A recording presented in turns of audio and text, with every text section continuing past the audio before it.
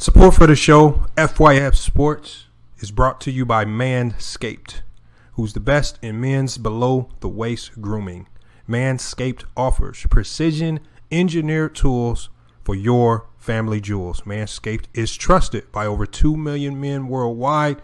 Join the movement for all of your below-the-waist grooming needs. Get 20% off and free shipping with coupon code FYFCREW at manscaped.com. That's 20% off with free shipping at manscaped.com.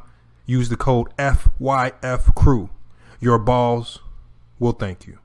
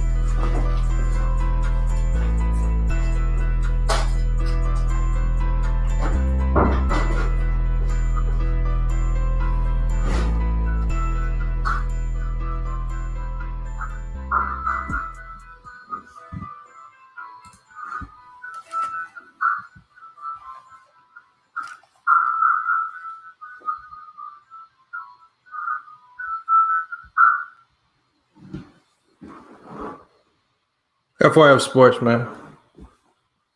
So we back. And we got to talk about some stuff today. A lot of NBA news, a lot of other stuff to deal with. But I thought this story was really interesting. Not sure if you guys caught wind of it, nor did I look at it from this particular perspective. But Caris LeVert said it, and he said it best. He said he thinks this trade to the Pacers actually saved his life. That's how serious that lump on his kidney was. And we here to talk about it. See, things happen for a reason. You know, things happen for a reason. Sometimes we just can't explain them. But they always work out for the best, even though they seem crazy when it first starts. All right. We're only going to be on live today for about 2 hours, maybe a little less. I'm not trying to keep y'all up too late. But we got to talk about this story right here, you know. Hold on 1 second, y'all. I'm just going to drop the link, too, because there's not much I can say about this particular story. Let me pull it up just in case y'all didn't know, because I want y'all to know exactly what Caris LeVert said about this particular issue.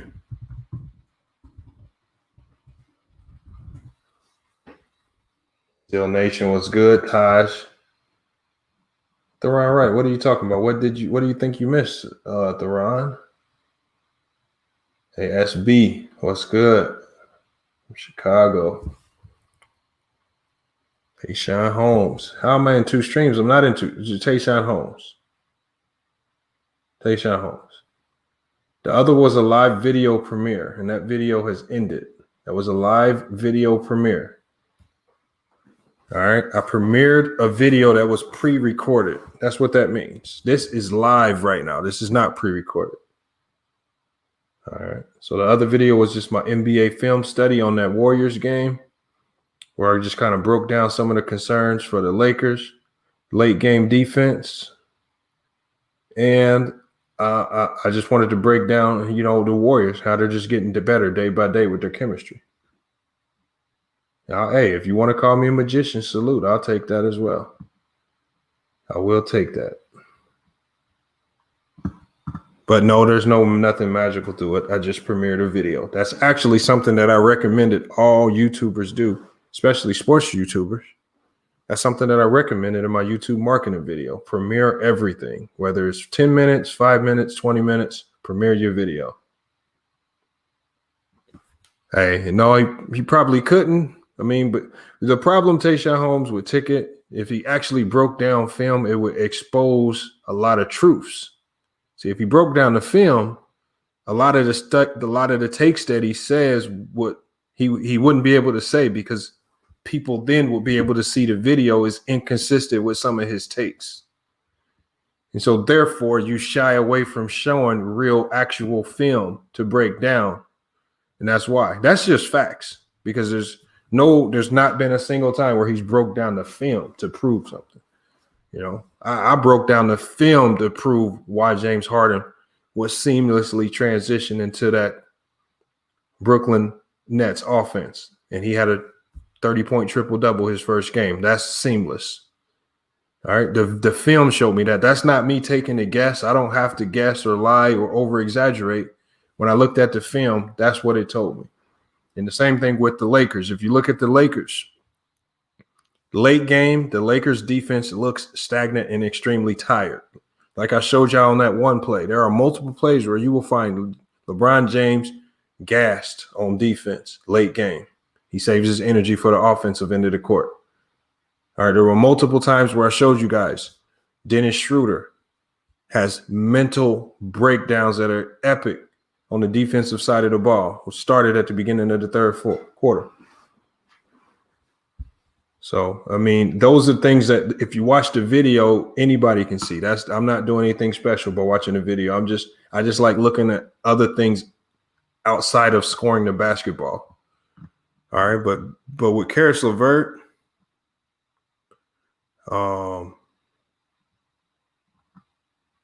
he's expected to undergo surgery to remove a mass that was found on his kidney.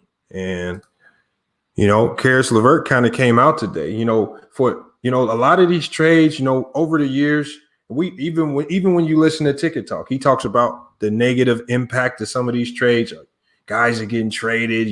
LeBron James traded players, but there's so many negatives that you can try to take out of trades. And Caris LeVert could have been one of those players to cry about the trade. Obviously he was comfortable in Brooklyn. He probably had a home in Brooklyn. He's been out there for some years. But what did Caris LeVert do? He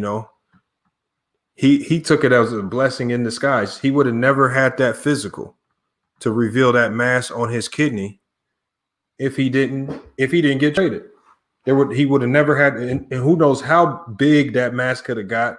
Who knows how bad that mass could have gotten, if that mass was malignant or not. They wouldn't even have looked into that if he didn't get traded and had to undergo that type of physical. So, I mean, I like his approach to this trade, and I like the respect that he's still giving Kyrie Irving and James Harden and everybody involved. Obviously James Harden understood the repercussions of him getting traded will also result in other players getting moved around to get him there. So you would think initially that this trade would ruffle some people's feathers and people would be upset. I mean, and even though Kyrie Irving in his press conference today was kind of odd acting and lackluster, I did like his response to James Harden getting traded. He gave his respects to some of the former players that were there. One thing that I did hear, a rumor was that Brooklyn was trying everything in their power not to give up Jared Allen. But these teams weren't going. And that tells me that the Brooklyn Nets desperation level was at an all-time high. And it was primarily due to Kyrie Irving's absence, where they felt they needed to give up a Jared Allen to get him. Because they were in a position where if they trusted in Kyrie Irving, they were in a position where they could easily say, you know what, we'll pass on that trade. We're not looking to give up the farm because we got two guys here that can get us to a championship. I think they were ready to give up some major pieces because I think there are still some major question marks surrounding Kyrie Irving, whether you want to admit it or not. But Caris LeVert said it's definitely been a crazy couple of days, and it's going to be a crazy recovery. He said that in his introductory press conference. He said this trade could have possibly saved me in the long run. He said I didn't have any symptoms, and that's the scary part about it. All right. And what he told us right there is, and this is something that I need to work on. I think this is something that a lot of us need to work on, just, whether, primarily in the Black community. The Black community, I feel like there's a fear of going to the doctor, hearing that bad news. So sometimes you got to go get these checkups done so you can get these things addressed before you get out of hand. One of the worst things you can do is you go into the doctor's office and you say, oh man, you haven't been in for a checkup in 15 years. This mass is now the size of a baseball. We don't know if we can get this removed or taken care of. All right. Luckily, he can be a potential example for all of us. So I like how he took this and turned it into a positive. But let me go ahead and drop the link for everybody. Like I said, we're not going to be live. I'm going to try not to, because I know you guys like to linger towards the end of the live stream and turn it from a 2-hour stream to a 4-hour stream. Hopefully we don't have to. Hopefully we don't linger tonight. All right. Make sure y'all check out FYF Sports in the morning. FYF Fred has a special message for Antisocial, so make sure you guys tune in the morning to check out his message to Antisocial. I don't know what it is yet, so I'm looking forward to seeing it myself. So make sure you smash the subscribe and the notification bell, so when that notification goes out, you guys don't miss that video. You can catch it on the live premiere. All right, I got a few people in here. Hold on, we got Taj. We got Lee. You guys are in here early. Salute to you guys. Thanks for jumping in. 325 people in the chat. Salute to everybody watching from the Facebook, the website, and YouTube, man. Appreciate everybody jumping on today. We got a couple topics I want to touch on. I do want to touch on that Golden State Warrior game from last night. What are your thoughts on it? But the first thing I want to talk about is this Caris LeVert situation. And again, just how grateful he's been. He's just been extremely grateful for being traded, because they would have never found this mass on his kidney if he wasn't traded, and who knows how bad this could have gotten if he would have allowed it to linger, for the rest of the season or even a few more years. We don't know when his next physical would have happened with the Brooklyn Nets. But hold on, we got a few more people back here. SB Sports Talk. We got T Streets. That's Tayshaun Holmes. It looks like. Chosen, what's good? Salute. Thanks for jumping in the chat. So I'm gonna start with let's start with you, Lee, and then we're gonna go to Taj. What do you got on this situation with Caris LeVert? Yeah, salute to the panel, salute to Lamont. Salute. Well, yeah, everything happens for a reason. So it was a blessing in disguise that he was able to find out about his kidney and his condition. Prayers to him and his family. I think he'll be fine. But yeah, it's just one of those situations to where the Lord just works in mysterious ways. Mm-hmm. And Caris LeVert, I'm obviously we don't know him personally, but I'm sure he wasn't too thrilled to find out that he was going to get traded from a title contender to, I don't want to say borderline playoff team, but a playoff team who feeling was a little lower. I'm sure he wasn't too thrilled about that, but at the end of the day, he may or may not, but he may look at, the Pacers in a different light. I don't know if it was their medical team that did the physical, or if it was just, other doctors that are not affiliated with but I'm sure he's I'm sure he's has a lot more gratitude because of what happened. Facts. What you got on this, Taj? Hey, salute to the panel. Caris LeVert, prayers up to him.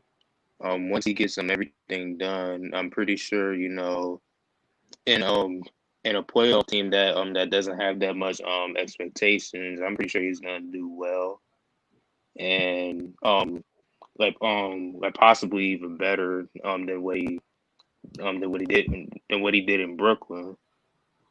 Now to the Warriors and Lakers game.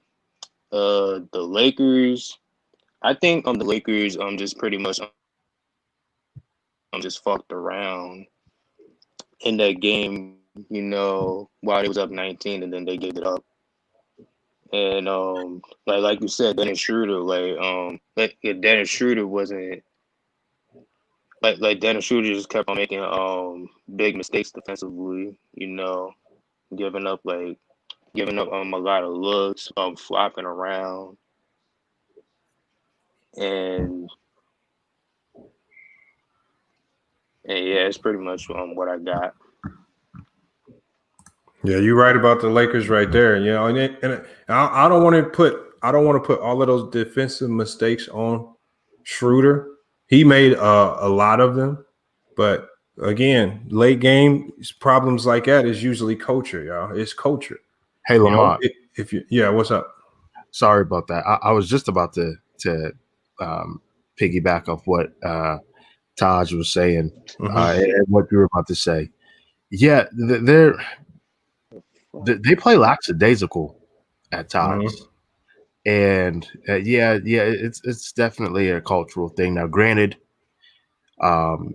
when it comes to average teams, average to below average teams, they can get away with it because they're just going to win on sheer talent alone because they still have the best player in the world in LeBron. But pretty soon, they're going to have to address that sooner rather than later because they're not going to be able to get away with that in the playoffs or late into the regular season going into the playoffs.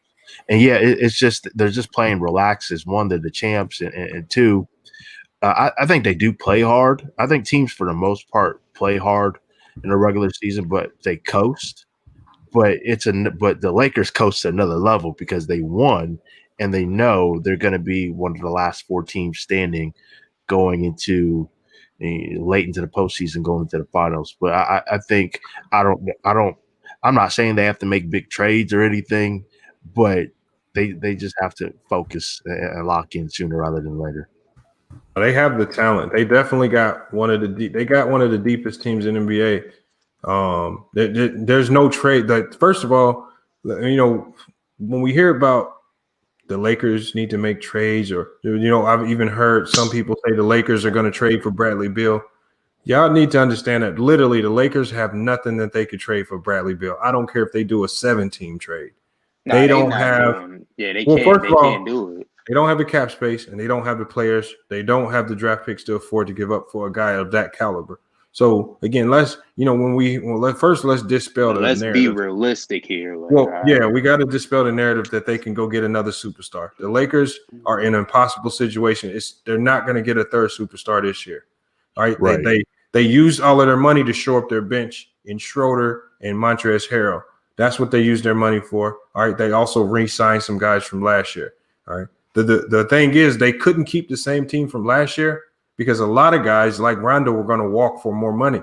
And it didn't make sense to pay Rondo more money at his age and what he could give to the team. He was going to be a bench player for most of the regular season. You don't want to pay for that. So, again, we be realistic. The Clippers are in the same situation. No draft picks, no cap space. They're not trading for a superstar. They don't have the players that anybody wants. So let's get that out of here. The Clippers are who they are. Whatever the Clippers are right now, that's where they're probably going to be when they go into the playoffs. All right, this is why we got to be highly critical of the mistakes that we see with those teams because there's not many changes they can make to that roster. You can say they're going to sign a player that gets bought out, but we don't even know if anybody's going to get waived to get bought out. And then even if somebody does get waived, is that going to be a player that these teams need? So Again, that's why you have to judge these teams based off what we see now. The same thing with the Warriors. They're not going to be making too many more major moves. I like what they're doing. I like how they're trying to slowly bring Wiseman on. Wiseman is definitely way behind. Yeah, mentally he's his NBA IQ. He doesn't have NBA IQ yet. The game is going too fast for him. You guys can see that when he plays. He's making too many mistakes just based off timing. He'll adjust. He'll be adjusted by All-Star break. But I like how Oubre has got out of his slump.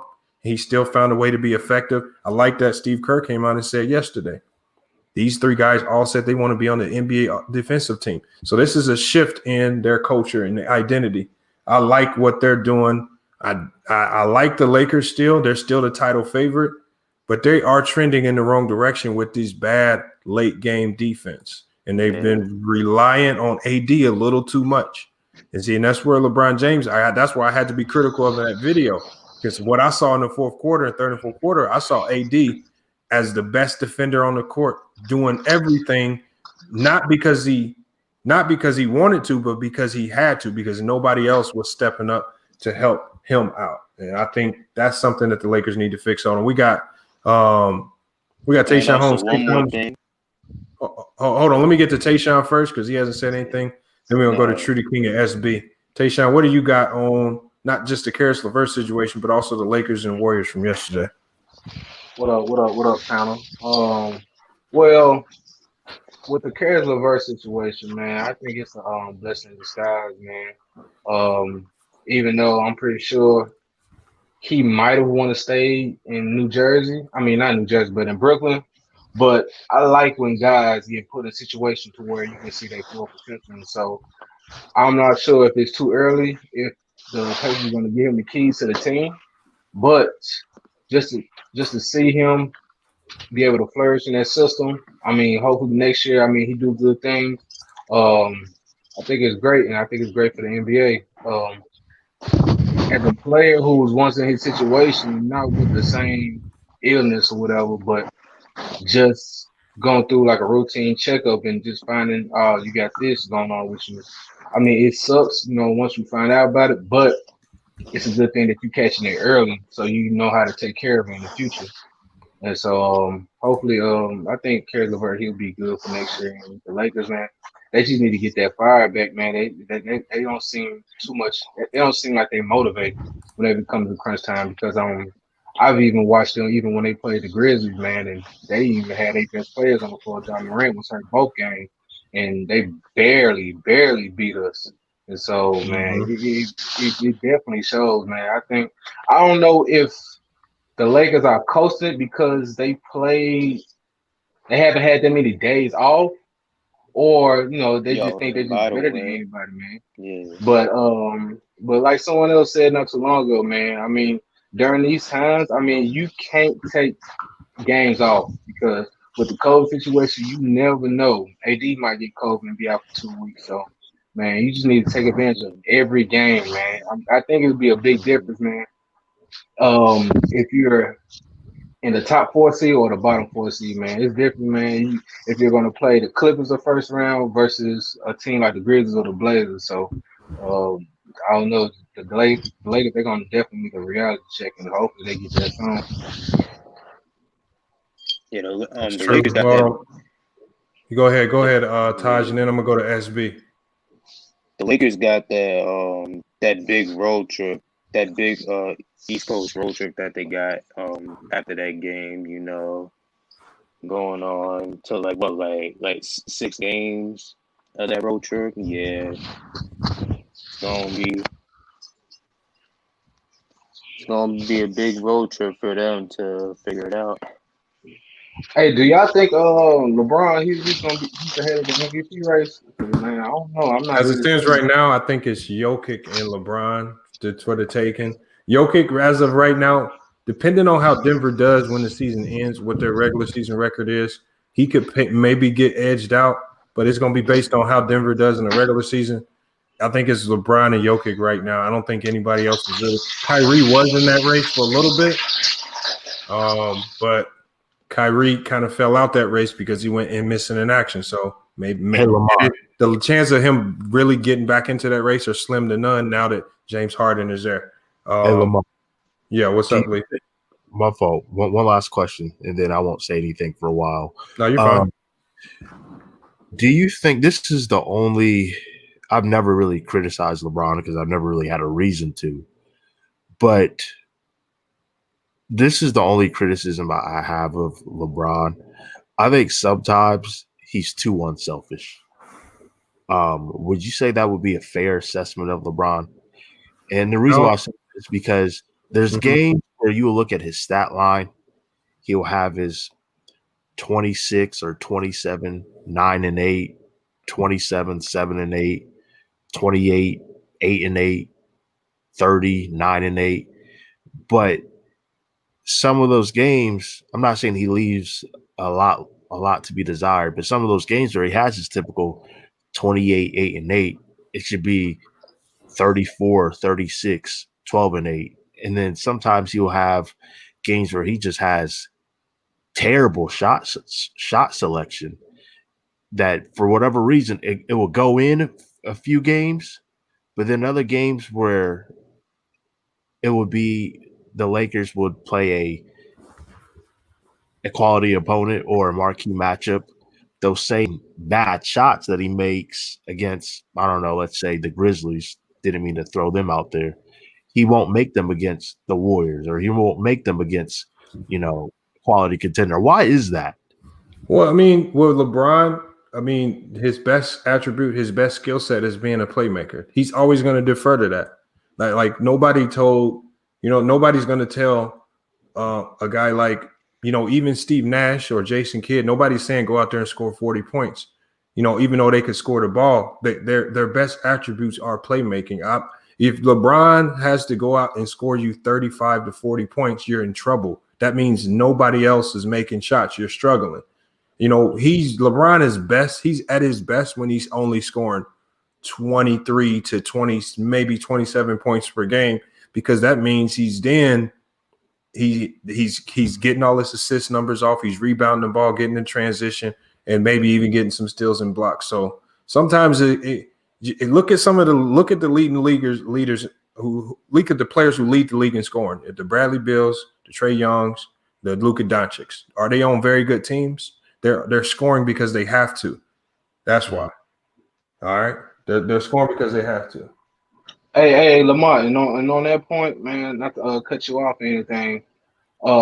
I feel the same way about Steph too, man. You got guys who saying that, this is Steph 10, Steph should be putting up 40, 50 a night just to carry these guys.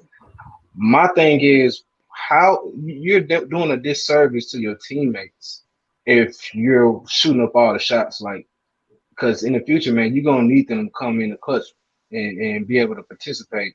I never really agree with that. Now, if you in the playoffs and you have to, then that's a different story. But during the regular season, man, I think, man, you should try to share the wealth and help develop your guys and put them in situations where if they make a basket, they know that they're comfortable in the future where they can make it in a clutch moment.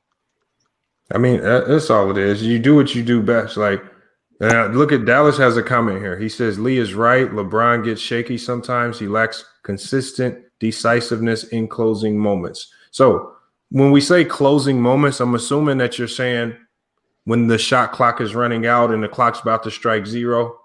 Okay. You know what? When we're talking about the clock striking zero, because I don't consider the clock striking zero as clutch. I consider the entire fourth quarter as clutch. And when we look at LeBron, he's great in the fourth quarter. Now, there's only a handful of players in NBA history that have the intestinal fortitude to just be great when the shot clock is running out, and they can be great and knock down those shots and not feel the pressure. You got Joe Johnson, but Joe Johnson's never going to go down as one of the greatest players in NBA history. You got a lot of great clutch players. All right. Kobe was one of them. Kobe was great in the clutch, but let's not act like Kobe was always a great fourth quarter player, but he was good at knocking shots down when the clock was running out. Right? That just it's whatever you want clutch to be. For Dallas, clutch might only be hitting shots at the buzzer, which even if you said making shots at the buzzer. Well, LeBron is right behind Jordan if you want to count those. So you can hand and nitpick and say LeBron is indecisive. And you can, for every game that you can point out and say LeBron was indecisive, I can point out games where he was very decisive and hit the game winner at the buzzer.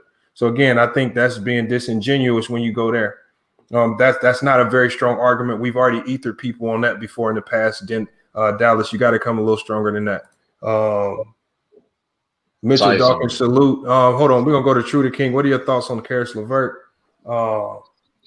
And then also that Laker game you saw yesterday.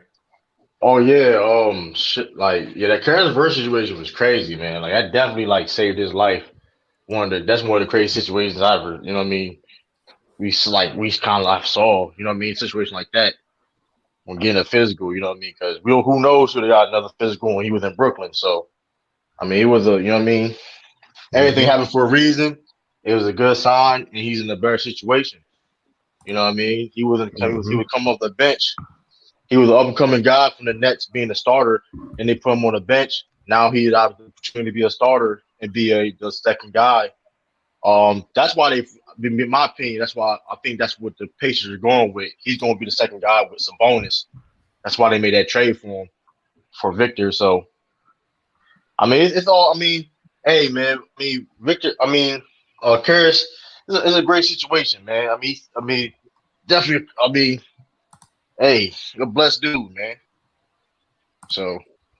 That's what's up right there. Yeah, this Golden State game, I'm gonna pull up the box score real quick because Mitchell Dawkins said in the chat, he said the Lakers threw that game away.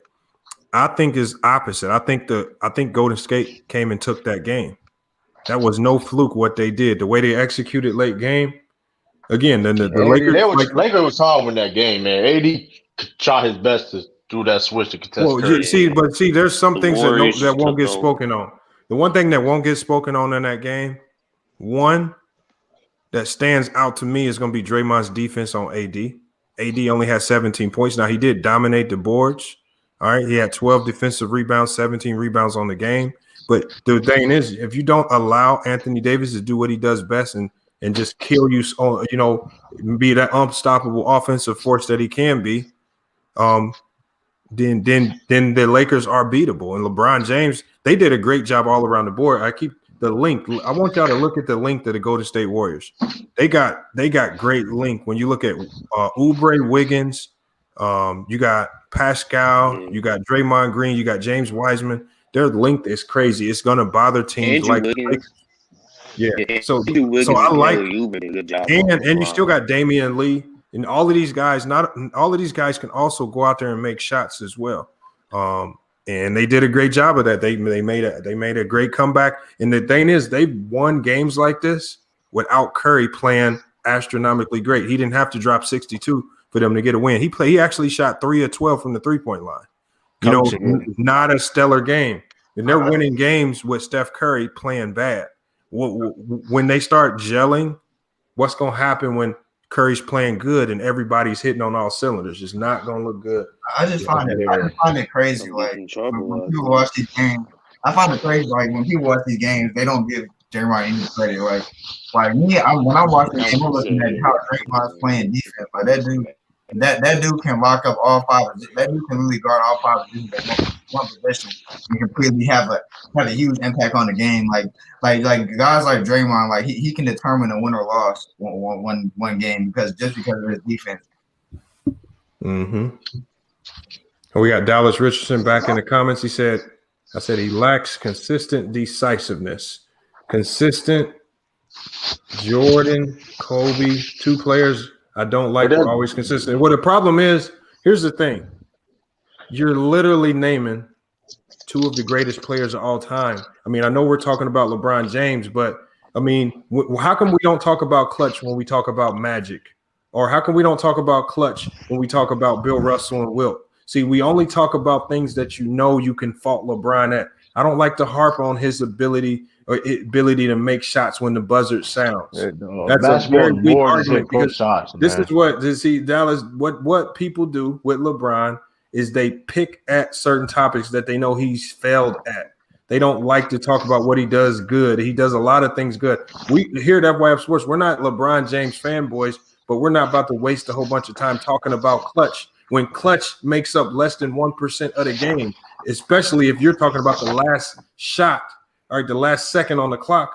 You know, it was maybe LeBron James has been on more teams that just blow people out, and he doesn't have to be clutch. Maybe he doesn't have to make those shots as much. You know, exactly, it could be that because you're on teams that you're playing a lot of these teams closer than they should be, you find yourself in more clutch moments. So there's a lot of things that go into clutch. I don't like wasting my time talking about that. Yes, Jordan and Kobe are better at making shots at the buzzer. We don't have to harp on that. That's great. But as far as decision making, LeBron does make great decisions in the clutch. You know, at the end of the day, it doesn't always work out. When Kyle Korver missed that wide open three, you know, that was a wide open three. Kyle Korver gets paid to make wide open threes in the NBA. He didn't do his job. Like, be fair with your evaluation of it. And like I said, you got to come with some strong arguments if you're gonna come in here and debate with us. Like I said, we've already been through these same debates. You're not saying no new talking points that we haven't debunked 10 times over. So you got to come with some better logic. Kobe was consistent with his decisiveness, but in the playoffs, with game-winning shots, he really wasn't efficient at all. But it's not even about that. Like, who? I still don't view the game-winning shot just as clutch. It's more in the game than that, man. It's more in the game than just being a clutch, quote unquote, being a clutch shot maker. That doesn't mean you a win. He said that Kyle Korver 3 was not wide open. That thing was open. What? For Kyle Korver. Come on, man. Don't do that. Shut the channel down. Shut the channel down. Don't do that. Come on, man. Shut the channel down, man. What game was that again? What game was that? I forgot what was against 2017 finals. Yeah, and he swung it to Korver in the corner. For Korver was open. Wide open, man. No, he's not. He's not open in pickup ball sense, but in NBA sense, he was open. Come on, man. We ain't doing that, man. Hey, but like I said, I don't want to waste time talking about that clutch stuff. It's a very weak argument. It's a very weak argument. Facts. All right, and I don't even know why he's talking about this. Why it's more in the game than being a clutch shot. It's more nuance of the game. Like, people don't want to talk about it. The funny part is, it'll be funny if it'll be more than the game after. It'll be somewhat of a good argument if LeBron really wasn't clutch, but the thing is, the numbers prove he's clutch. So. It don't even matter though. It's like it don't even matter. Numbers prove he's clutch. Not a good argument either way. That's numbers prove he's the second most clutch player in NBA playoff history. And clutch, that's not even a stat. It's not even a stat.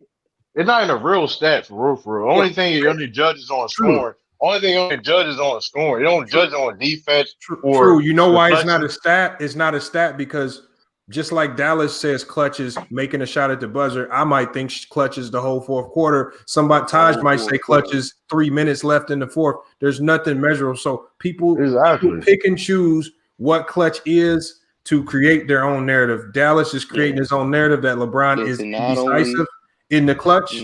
I guess, if that's how he wants to feel, that's fine. Yeah, I don't have a problem with take the shot. You got to make the right play as well for your other teammates. Well, yeah, it's about guys making shots too. You know, if Paxson and Kerr both miss threes, we might be talking about Jordan a little bit different in the finals. Like, come on, man. Like, y'all got that. That's not even a real stat. We've seen Jordan miss shots. Like, come on now. Blue Bolt Sports has a good question for the whole panel. It's a little bit off topic, but I like the question. He says, "Are the Nets a bad matchup for the Lakers? And can the Lakers come up with an answer to compete with them?" First of all, I think the Nets would be a great matchup for the Lakers because the Nets don't play defense. So because the Nets don't play defense, the Lakers will thrive in score. So this means that basically what you're saying, Blue Bowl Sports, is the Nets can't have any bad games offensively because their defense can't carry them if they have a bad offensive game. The Lakers can afford to have a bad game offensively because we know when their defense is playing correctly, unlike yesterday, their defense can carry them. We saw that in the playoffs last year. All right, they 4-1 everyone all the way to the NBA Finals, and then against Miami that was 4-2. but that was a defensive performance. They used defense and driving to the rim to beat teams, and they didn't fall in love with the 3-point shot. Hold on, what do y'all think about that question? I'm gonna go to. I think about. Hold on. One time, CA. I want to go to Tracy still, because he hasn't said anything. What you got on that question, Tracy? You gotta take yourself off mute. All right, can you hear me? Yeah, we hear you. All right, salute to the channel, man. Salute to you, Lamont. Yeah. Salute. All right, so what was it? The question? Okay. The question was: are the Nets now a bad matchup for the Lakers? And can the Lakers come up with an answer to compete with them? I don't think it's a bad matchup. I think it's a great matchup for the Lakers because the Nets don't play any defense. And to be honest with you, yeah, the Nets, they don't play defense. So when it comes to the Lakers, I don't think so. I don't think so because the Lakers play great defense. They got people that can expose the Brooklyn Nets for their defense. Now, if you were to say would the Nets face off against the Clippers, that's different. But as far as the Lakers, that would be like a tough matchup for the Brooklyn because they'll set them down. Yeah, I think so too. Hold on, I want to go to Fontaine. Fontaine, what do you got on that potential matchup if the Nets matched up with the Lakers in the finals?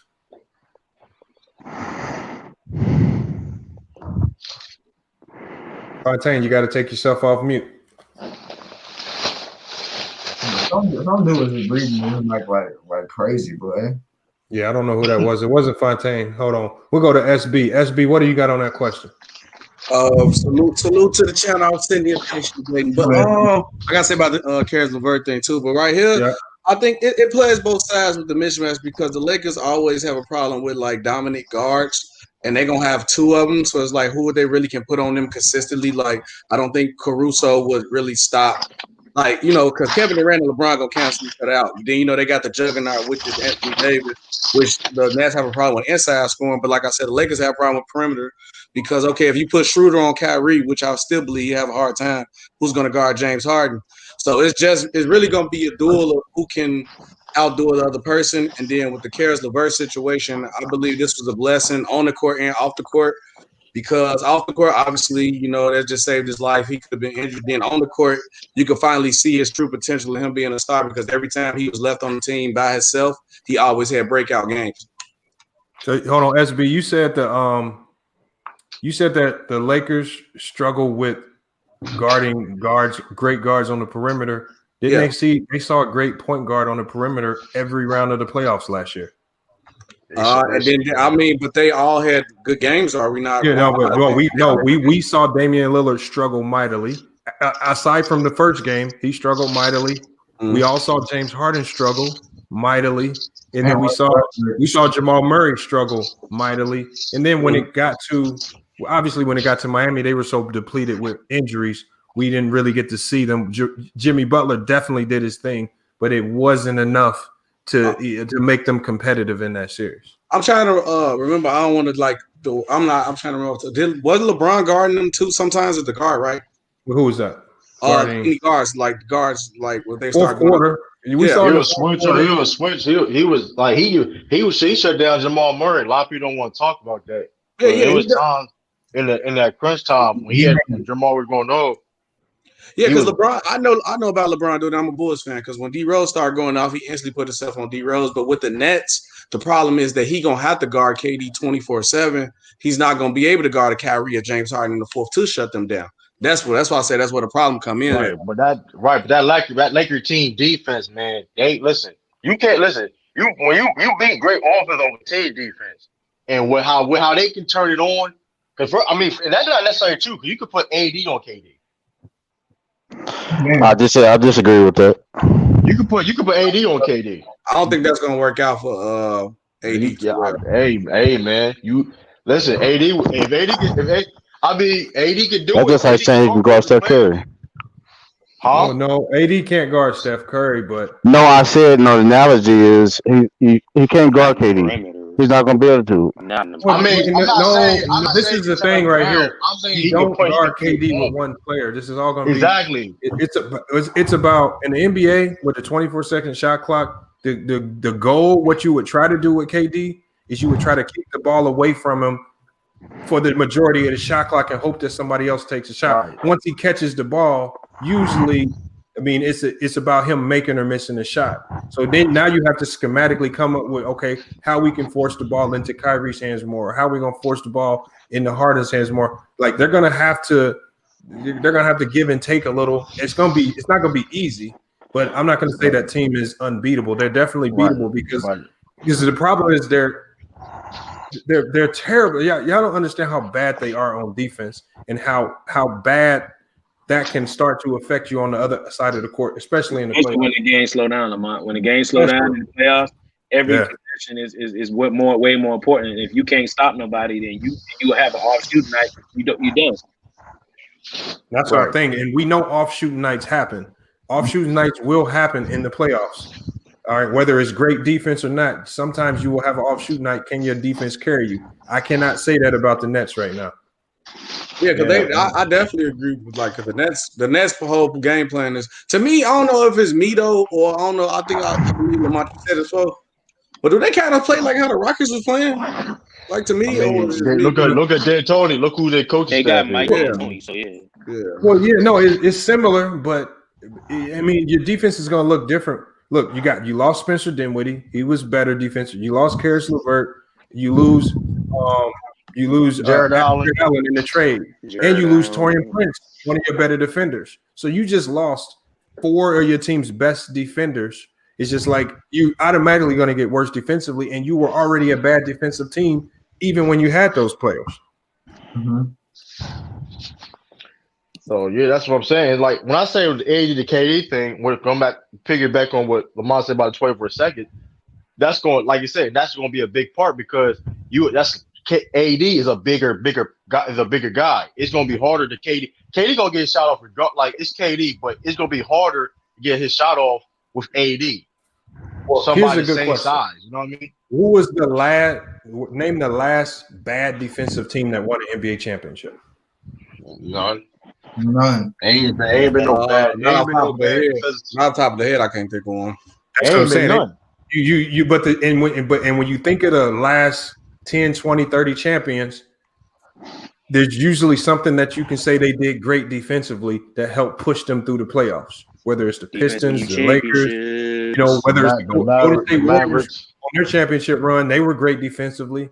Mavericks were great defensively. Let me shout out these Cash Apps. Shout out to Jacob Jennings in the Cash App.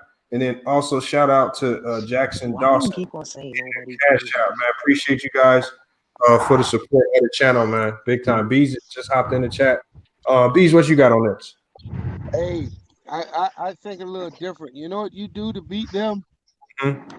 You trap Kyrie and Harden, and you let Durant shoot.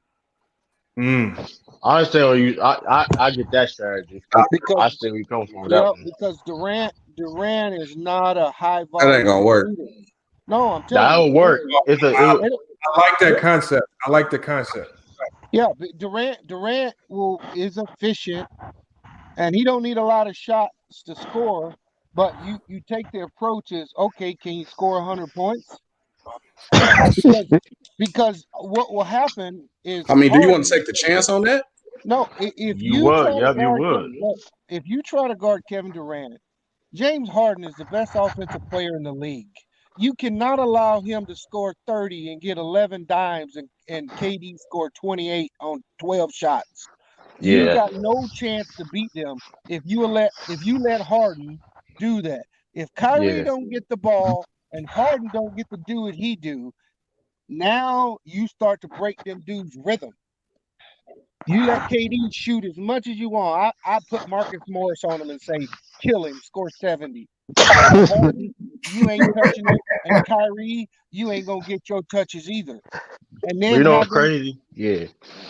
That's how you beat them dudes, man. But you know what's crazy, though? The Lakers would do something like that, though. Frank Vogel would do something like that, though. Because Frank Vogel's a great defensive mind. Like he's gonna come up with a strategy to slow them down. Because they trap a lot. Lakers trap. They trap. Like I said, that they play great team defense. They would do something like that. Harden is the key, right? Harden is the key. He's the engine for that team. If you let James Harden be James Harden from 4 years ago, getting 30-point triple doubles, he gonna run you off the floor. Because he gonna get Jordan involved, he gonna get everybody open shots, and he gonna get them floaters on you all day. Yeah. They got an to play make. But as far as the matchup go with the Lakers, I think that matchup is almost a wash. I think the guy that's the X factor is Montrezl Harrell. I agree. Yeah, there's nobody, you know. If they play and he has a big series, the Lakers are gonna win. I think the real X has the answer for him. Yeah, I think the real X factor is the Lakers' depth over anything. That's what probably carried them over on their depth. But if we just going to stop power, I got the Nets. You're right about that though, because there's going to be times where they ain't going to have all three players on the court for 48 minutes. You know what I'm saying? So it's about those times. You remember when LeBron used to be on the court when they was losing to Golden State? The games was tight. You feel me? And then LeBron had to take a rest. So these players are going to have to take a rest. To where they have once they take a rest, you know what I mean. The Lakers bench is just as good as their starters as far as scoring effectively and having good defense. So they're gonna have to run. They have to run it up. But the Lakers can come out there and they can go with Schroeder. They can go with Schroeder, KCP, LeBron, AD, and then Trez. And that means you got Joe Harris trying to guard Montrezl Harrell or Jeff Green. That's the X factor in that matchup.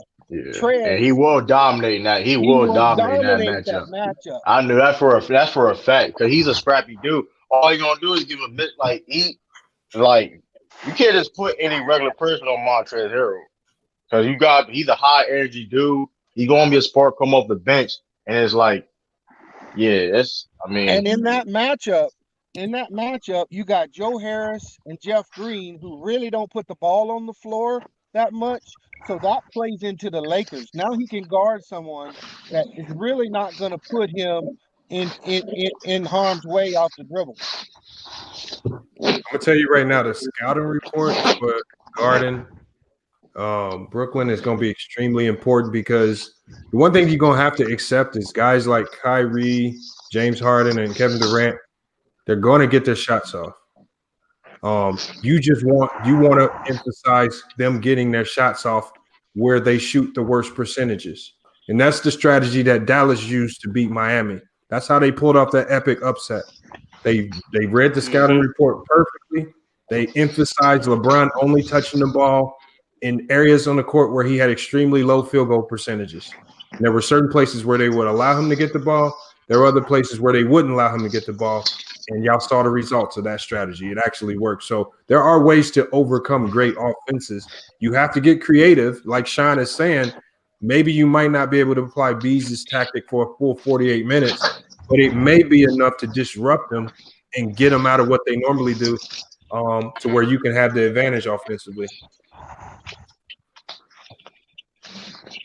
Yeah, honestly, I kind of like. I know the Nets because I feel like ain't nothing gonna stop the Nets to get into the finals of the East, but an ambulance car. But I kind of wouldn't want the Nets to win if they don't play defense because once the team see they're winning, then they're gonna try to push the narrative that you don't need defense to win, and the league just gonna be like 10 times worse. It's just nobody plays defense anymore. Oh shit!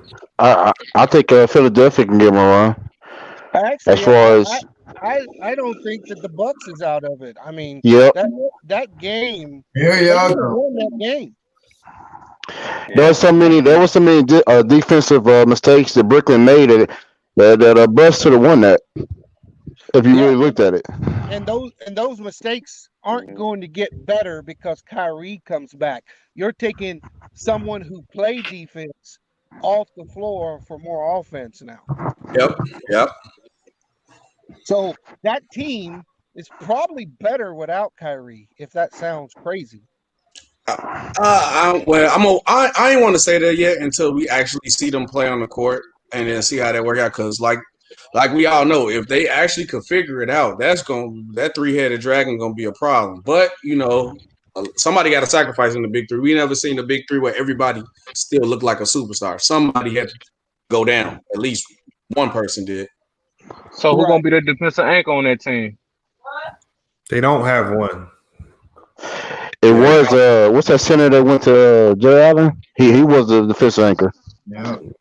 Yeah, I mean, Bruce Brown is probably their best defensive Bruce player. Brown, yeah. Yeah, And Bruce so Brown. that's what I was saying. He got to play last night. He got to play against the Bucks. He ain't gonna get to play when Kyrie comes back. So you're taking defense off the floor for scoring you don't really need.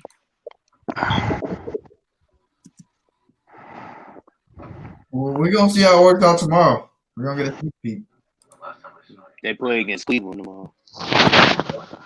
Yeah, I mean, but these games too don't really matter. I mean, some of these games matter, some of them don't, because some of these dudes ain't taking these games serious. You can't tell me AD's played one serious game except for the one against Christian Wood, the first one.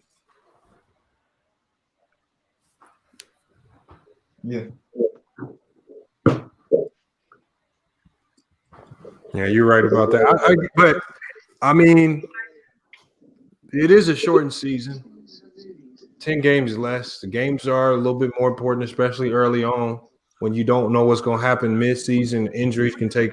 So I think these games are a little bit more important than they normally would be in any other regular 82-game season. And they're less prepared. Some of these teams aren't as ready to go as others. I mean, it's a lot. It's a lot to be evaluated right now. I think after the All-Star break, we'll have a better idea of what to expect from all these teams and who has the more realistic chances of getting to the finals. It's gonna be an All-Star break. I mean, I'm sure there'll be a break. I don't know if they'll have an All-Star game. I'm sure they'll have some type of break, maybe. If they don't, then we won't know. When I say All-Star break, I'm just talking about halfway through the season. They may not get a break at all, but halfway through the season, after about 35 games, we'll know. Actually, Lamont, I think what they did was they scheduled the All-Star break for makeup games, didn't they? That's why they only did part of the schedule, so they left themselves a window to get games in that got pushed out or canceled. Oh shit! I got you. So they get an All-Star game this year. There still could be one. I'm just not sure because how many games Washington missed now? Like 5, 4. Yeah, because of the protocols. Boston's missed what 2-3 games. Yes. Miami's one of them. I think the Suns missed a few games too. Yep. Yeah, they missed one with the Warriors because they were supposed to play before they played the Lakers. I think they missed a couple more too. Phoenix is one of those teams that missed some games. I got a question for you, Lamont. Mm-hmm. If you're Indiana, why do you accept LeVert when you find that from his physical, as opposed to voiding the trade? I know and that's the first thing I said when I heard about that issue, that health issue. I said, are they going to avoid the trade? That's the first thing that I said. So I think they kept him because they knew that Oladipo wasn't going to resign, and at least you got LeVert long term, even with the health issue.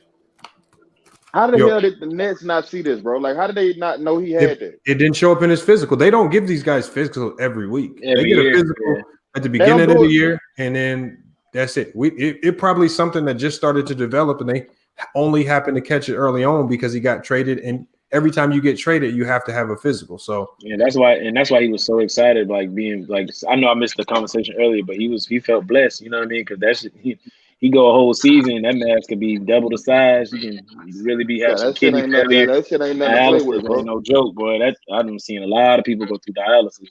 Yeah, that's you. Man, he's lucky. Yeah. Or it could get to the point where he would need a kidney transplant. That would really shut his career down.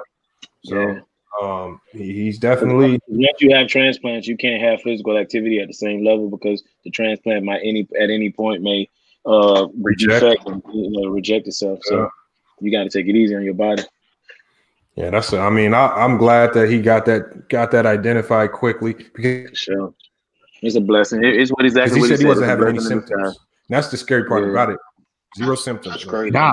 Yeah, your body just normal as hell. Sorry, LeBron. I was looking up something. Wait, you think he'll be out for the whole year? He'll be out for the whole year. I mean, he probably gonna have to. They probably do some. They probably try to remove it and see and give it like a month and see if any growth comes back in a month. If any growth comes back, they probably give it a little chemo. I used to work in the health field, but they probably give it a little chemo if it starts to grow back, and then at that point he probably be done. But if it doesn't grow back, they remove it. He should be good. Okay. Hey, Lamont, when you said LeBron and Joker, was you talking about the MVP race earlier? I'm saying if my opinion, they're 1 and 2 right now.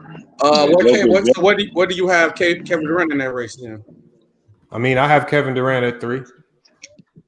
I think I got him at 2. I ain't gonna lie, but I just don't think if Jokic, let's say if Denver can get the 3 seed in the West, and Jokic keeps playing at this level, I think he might be a lock for it. He's playing unbelievably great right now. Embiid is in the running too. Embiid could be either 2 through 4, depending on where you like to put him.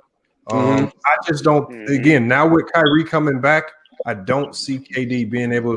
He's not going to need to put these type of outputs out game in and game out to have this team win.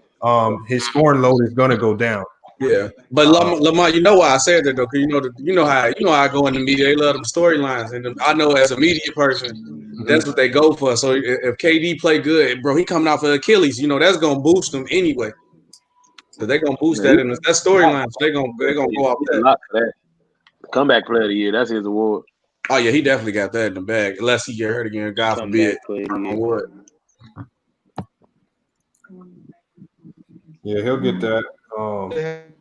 But yeah, the MVP is gonna be. I always think unless you do something unbelievable with regard like Russell Westbrook, it's gonna go to the best player on the best team. So it's looking like if it could be LeBron's for the taking. We see what Zen said. Enjoy your participation trophy, King James. So he believes it's just a participation trophy. I don't know what he means by that, but I would love for Zen Master to hit the link and come into the live channel to explain himself, because he sounds like he's a 90s lover. So SB, you think Kevin Durant has had a better season so far than Paul George? I don't think he has. That nigga Paul George been getting buckets, nigga. I mean, they both been getting buckets though. I mean, I feel like if KD didn't miss those games, he would be definitely number 2. If who didn't? I feel like if KD didn't miss those games, I feel like he would be number 2. Yeah, but Paul George got the Clippers right there in first place in the West, right? Where Brooklyn at right now? 5th, 6th? I think they're 3rd. They're 5th. They're 5th. Yeah, they ain't on the same stratosphere right now. Even though Brooklyn's got. I think actually the Clippers probably match up better with Brooklyn than any team in the league. Because they got those defensive players that can play one-on-one. Like Pat Bev can play D on Kyrie. You got Paul George, he can play D on KD. Harden. And then you got Kawhi, he can play D on what's his face? They can D him up individually. Yep. What Pat Bev got to do is that what Pat Bev has to do, like he has to try not to get foul trouble. Yeah, that too. I mean, that's all opinion, but Pat Bev can definitely aggravate the hell out of people. So he can get in Kyrie's head. You know what I'm saying? He gonna play D on him. Pat Beverly only pisses people off. That's all he does. Yeah, he gonna be a nag, and all he does is pisses people off to the point where he gets lit the fuck up the next couple games. He's dealing with great players. If you KD, you're gonna have to guard Kawhi on the box the whole game. Because you ain't putting Joe Harris on him, and you ain't putting Harden on him either. Well, and that's that. I take that back because not take that back, but I disagree with that because Harden is one of the best post defender guards in the league. Harden cannot guard Kawhi Leonard on the post. Yeah, I mean, I guess you're right. That is Kawhi Leonard, but he can definitely guard on the post. He guard dudes with no post game. Hey, that's true. Yeah, They intentionally put James Harden in certain switches so he don't have to have tough defensive assignments. That's with a lot of great offensive players, though. Yeah, but that's the thing with that team, though. When they match up with the Lakers or the Clippers, they have to get their defensive assignments now. They can't pass that off. I know LeBron and AD gonna play defense. I don't know if KD and Harden gonna be able to play to that level of defense. And Kyrie too. I don't know if they're going. I don't know if he's probably not going. He's not going to play defense either. So, shit. You know, see, man, I'm a firm believer that we're gonna have to just see it play out. You know what I mean? I'm not in the business of making crazy assumptions. I can tell you this: if they'll shoot 50%, if they shoot 50% like they did against the Bucks, they're gonna have a chance to win every game. The problem is when they shoot 42, 43, 44. That's when their problem going to come up because they're going to give up too many easy baskets. I think the Bucks only shot 41% in that game. The Nets shot 50%. And that's what I was saying earlier. Yeah. It's still a basket game. So when you don't shoot 50%, how you going to get it done? Yeah, right. I remember because I'm a Orlando Magic fan before you know the league became a players league back when Dwight was with Orlando. I was a huge Magic fan, and we breezed through the season, and then we got in a crazy slump from shooting. And then Charles Barkley, that's what I remember the first time he was like, "You live by the three, die by the three." That was like the first time he started saying that. And then Turkoglu went cold, Petrus went cold. Everybody went cold, man. Lewis went cold. Everybody went cold, and they couldn't stop nobody, and it was over with, bro. Like they had beat that. That's the year they beat that Cleveland team. You know what I'm saying? Because they had such good shooting that year. Hey, Roy. I don't know how to say your last name, Roy. It looks like it's a French name. But Roy, Jerry West is the logo, not by his choice. The NBA will not even say that's actually Jerry West because they don't want to pay him. They just needed somebody to put in the logo. It just happened to be Jerry West. They didn't put him there because he was a great player. They just needed the figure of a certain player in that logo, and his just worked out to be the best. Just so you know that. So just say you want to put Kobe as the logo. I don't think they're changing the logo no time soon. Just because it's why would you? It's a business. Why would you go from paying nothing to something? Everything.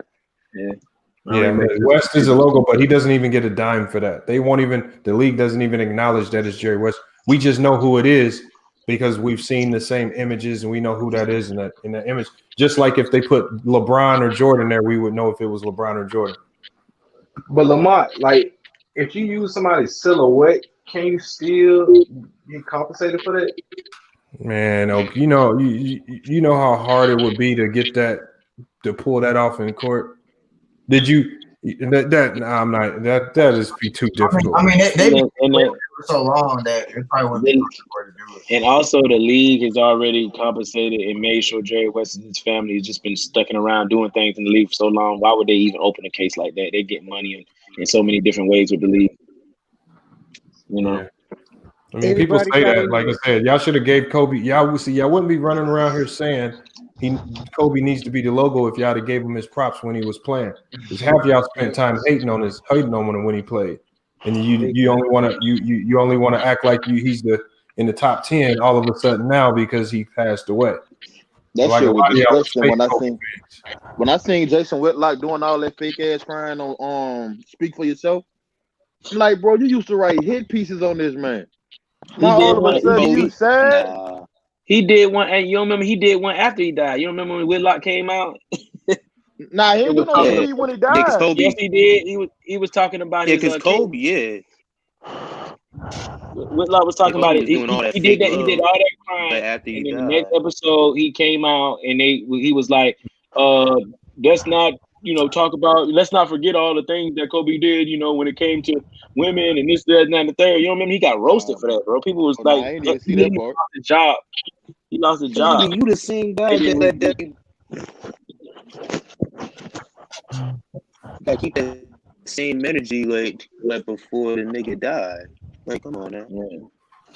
Again, I keep telling people if something unfortunate happened to LeBron, all these same people that are hating on LeBron will be flipping the script, be kissing his ass too.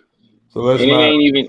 I think it's sweeter than that, Lamont. I think that whenever LeBron retire and they don't got nothing else to talk about, America will appreciate them. They won't have the vitriol and hate that they have right now. Nowhere near it. Some of you niggas channels is built off hating on LeBron. I want to know what the fuck y'all who y'all gonna hate on when he leave. They'll still hate on LeBron. Donkey. That's funny, yeah. Look at Don Kick. Hey, Who was that? Bees? What? No, Bees ain't here. Somebody was saying something, but I couldn't hear. So Lamar, what do you think about San Antonio? Donna Kick.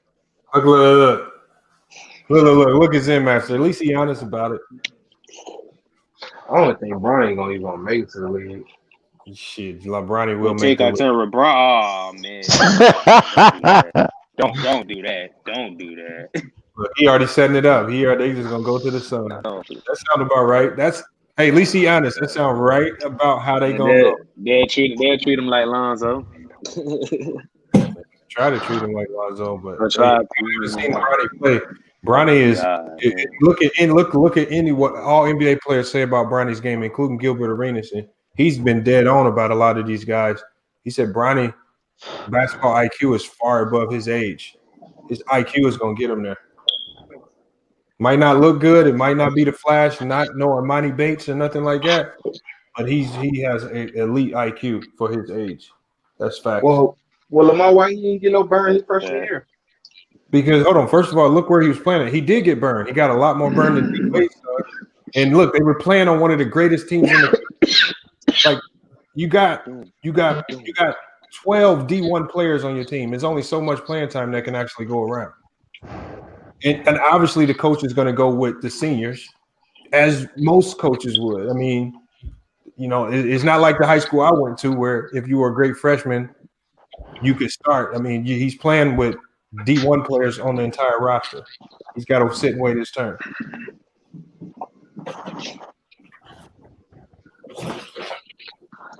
I love LeBron, but he should never put a target on Jordan. What? What are you talking about, man? I don't know what he is talking about. LeBron's son is talking about. All right.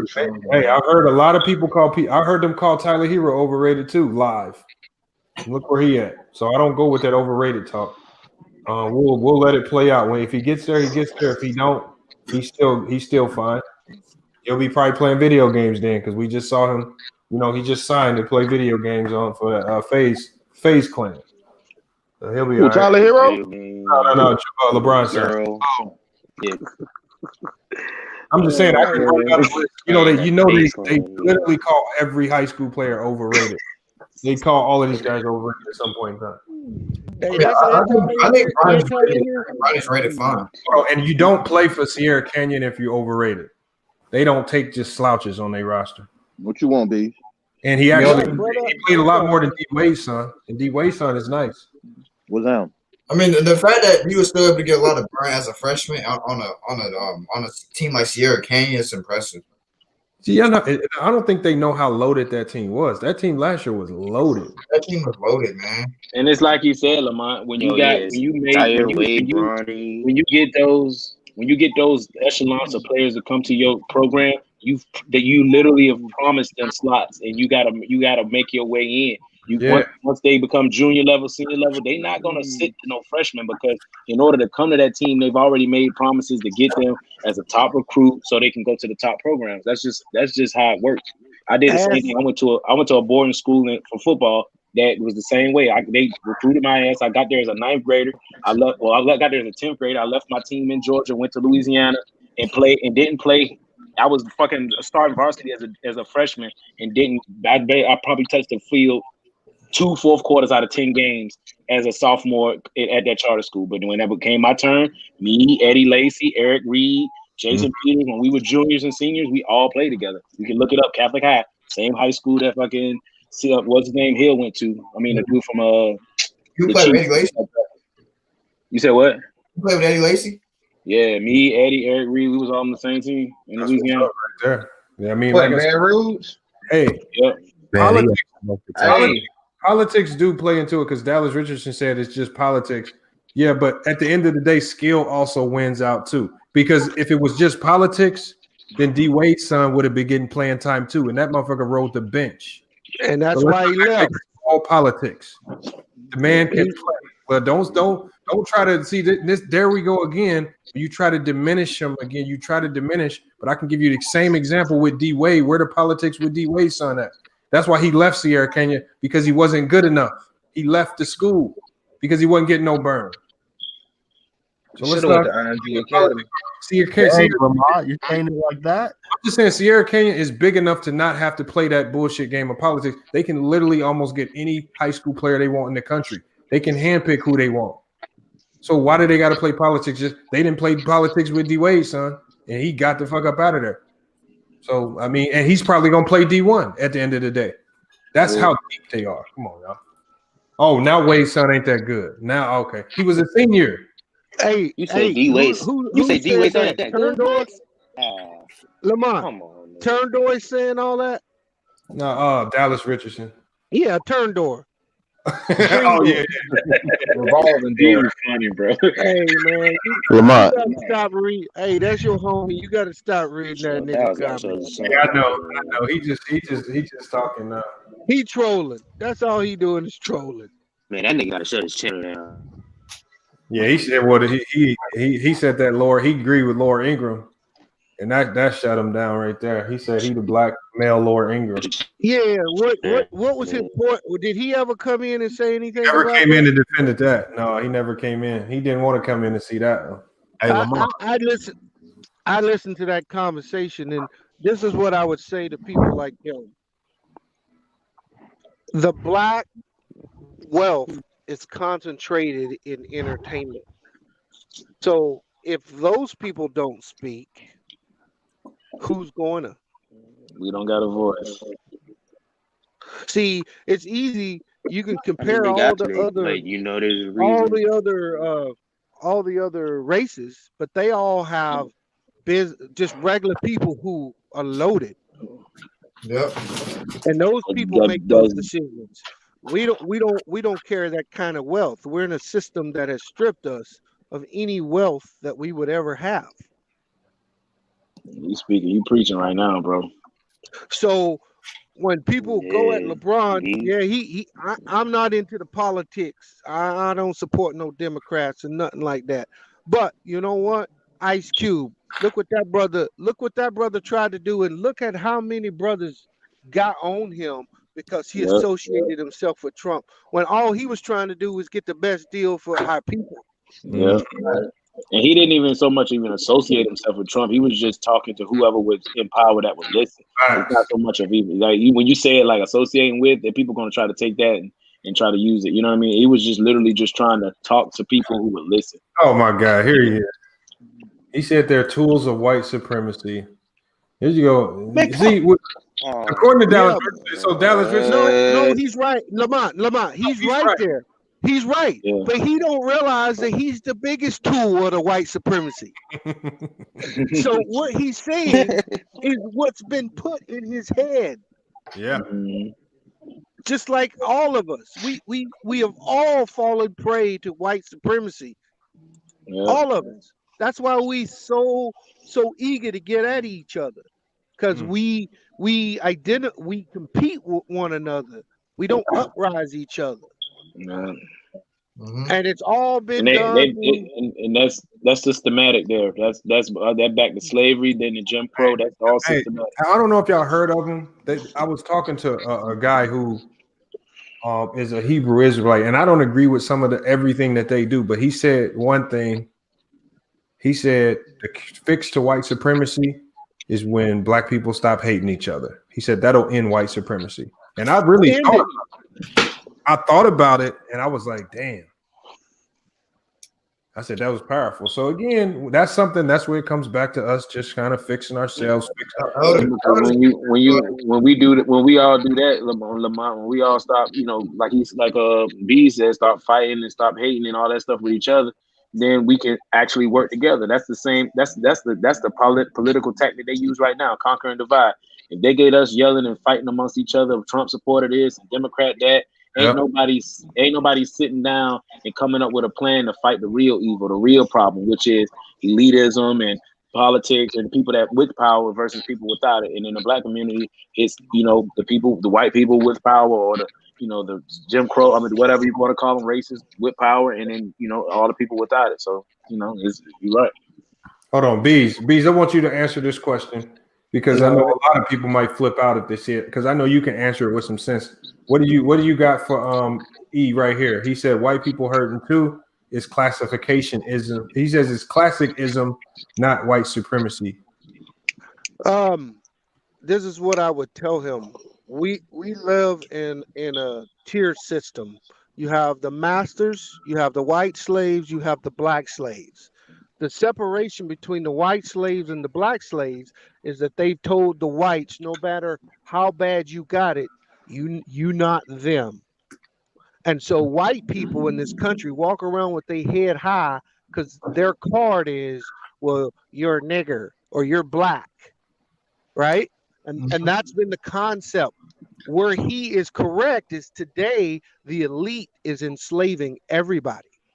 They don't care. They don't care if you're white or black. What's going on in America and the world right now, they can making all us motherfucking slaves again. But our people, we need to stand up, get some economic footing so that we can create our own and not be asking for the handout. But he does have a point there where he says classification, because when Donald Trump says make America great again, what he's implying to is slavery, but not with blacks. He's implying all peasants. You call my name, Vic? What? No, that's Tayshaun talking to somebody else. Oh, yeah. So when that whole MAGA shit, that's a play on words to whites, where they think that the country's returning back to Jim Crow. But what's actually happening is they're enslaving the whites too. They're talking about enslaving us all. They're going to keep raising the standard of living and get us all on the system. And when this shit goes electronic, you'll get down with what they say, or they'll delete your ass electronically. They're gonna have to kill me. Well, they'll do that. Don't worry about it.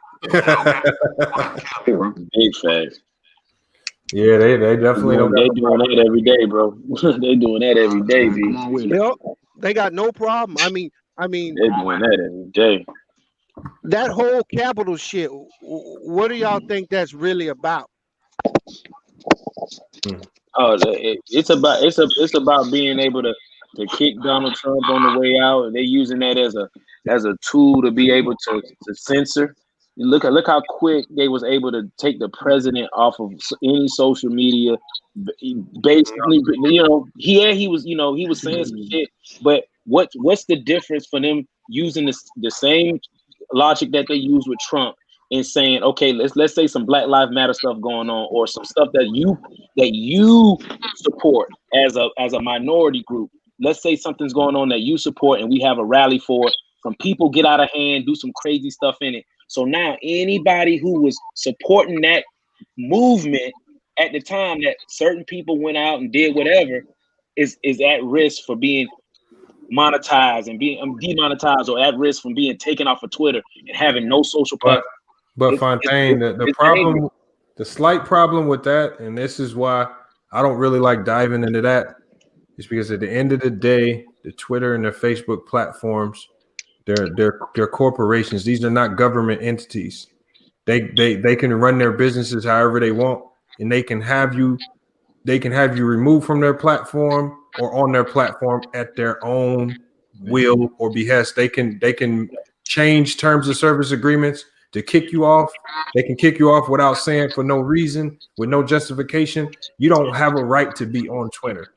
That's not your right to be on Twitter. It's not a government right. So again, if again, being a politician at Trump's level, if he did something to piss them off at Twitter, that's a personal problem. That's not a. That's a. I hear you. I understand that argument. But then the reverse argument to that would be, okay, if you're a single platform that doesn't, do anything in politics or anything like that, then why are you the source for whether or not something is politically true? Why are you the source or not whether it's something is able to be accepted as news? It's like my platform. Hold on. It's just like my channel.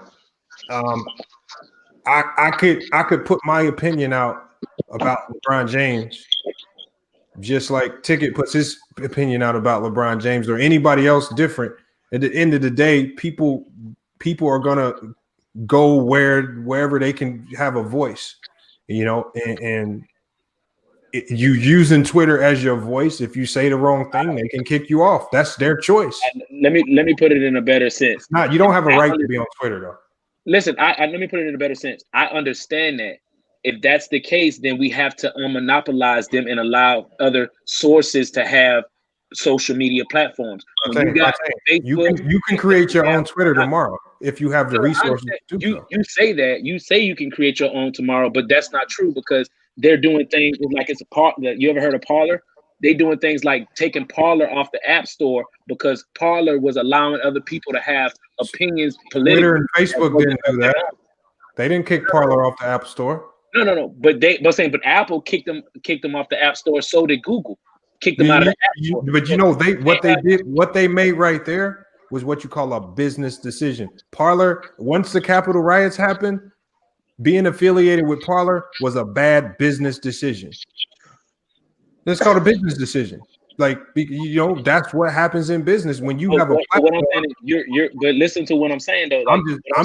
That's business right there. That's all. Yeah, I hear business, but it's also monopoly. Like those three that we just named, Facebook, which owns Instagram as well, and Apple and Google, those three have monopolized anybody from even growing any kind of social media platform. If you become big, Snapchat, any of that stuff, they buy you up.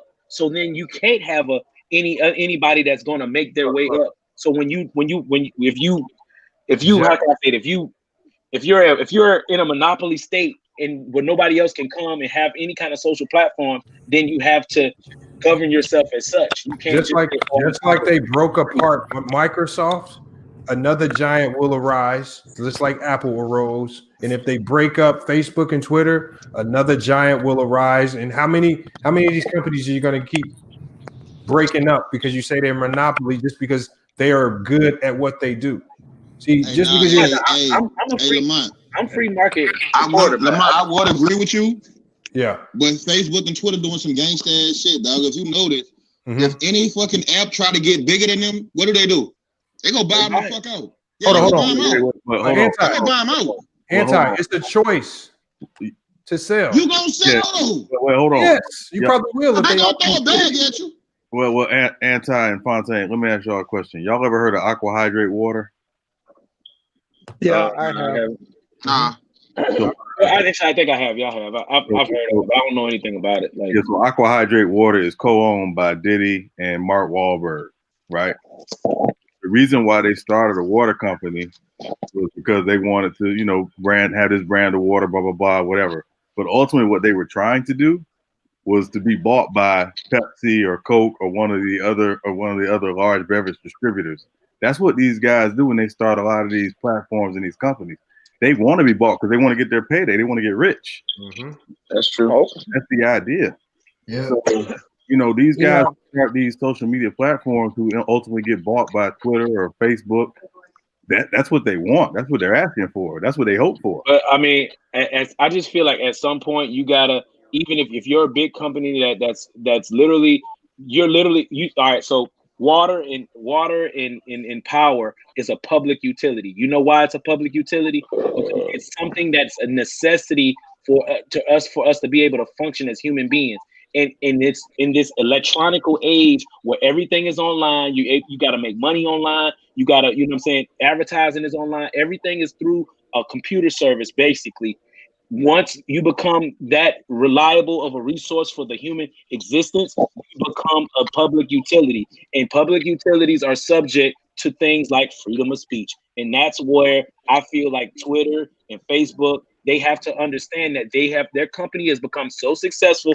Kudos to you. You're all billionaires over and over and over again. But at this point, it's not going to stop your money to become a public service and allow freedom of speech to take place on your platforms. I'm sorry, I can't get with we're a private company, we can do whatever we want, because at that point they can censor whoever they want, and they use that to I just don't think that 3 men should be in charge of the discord of a whole entire world.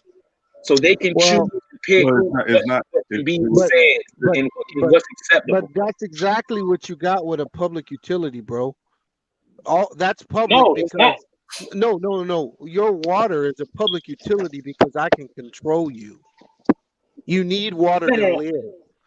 The government. When I say public utility, I mean like the government owns it and runs it because they control you with it.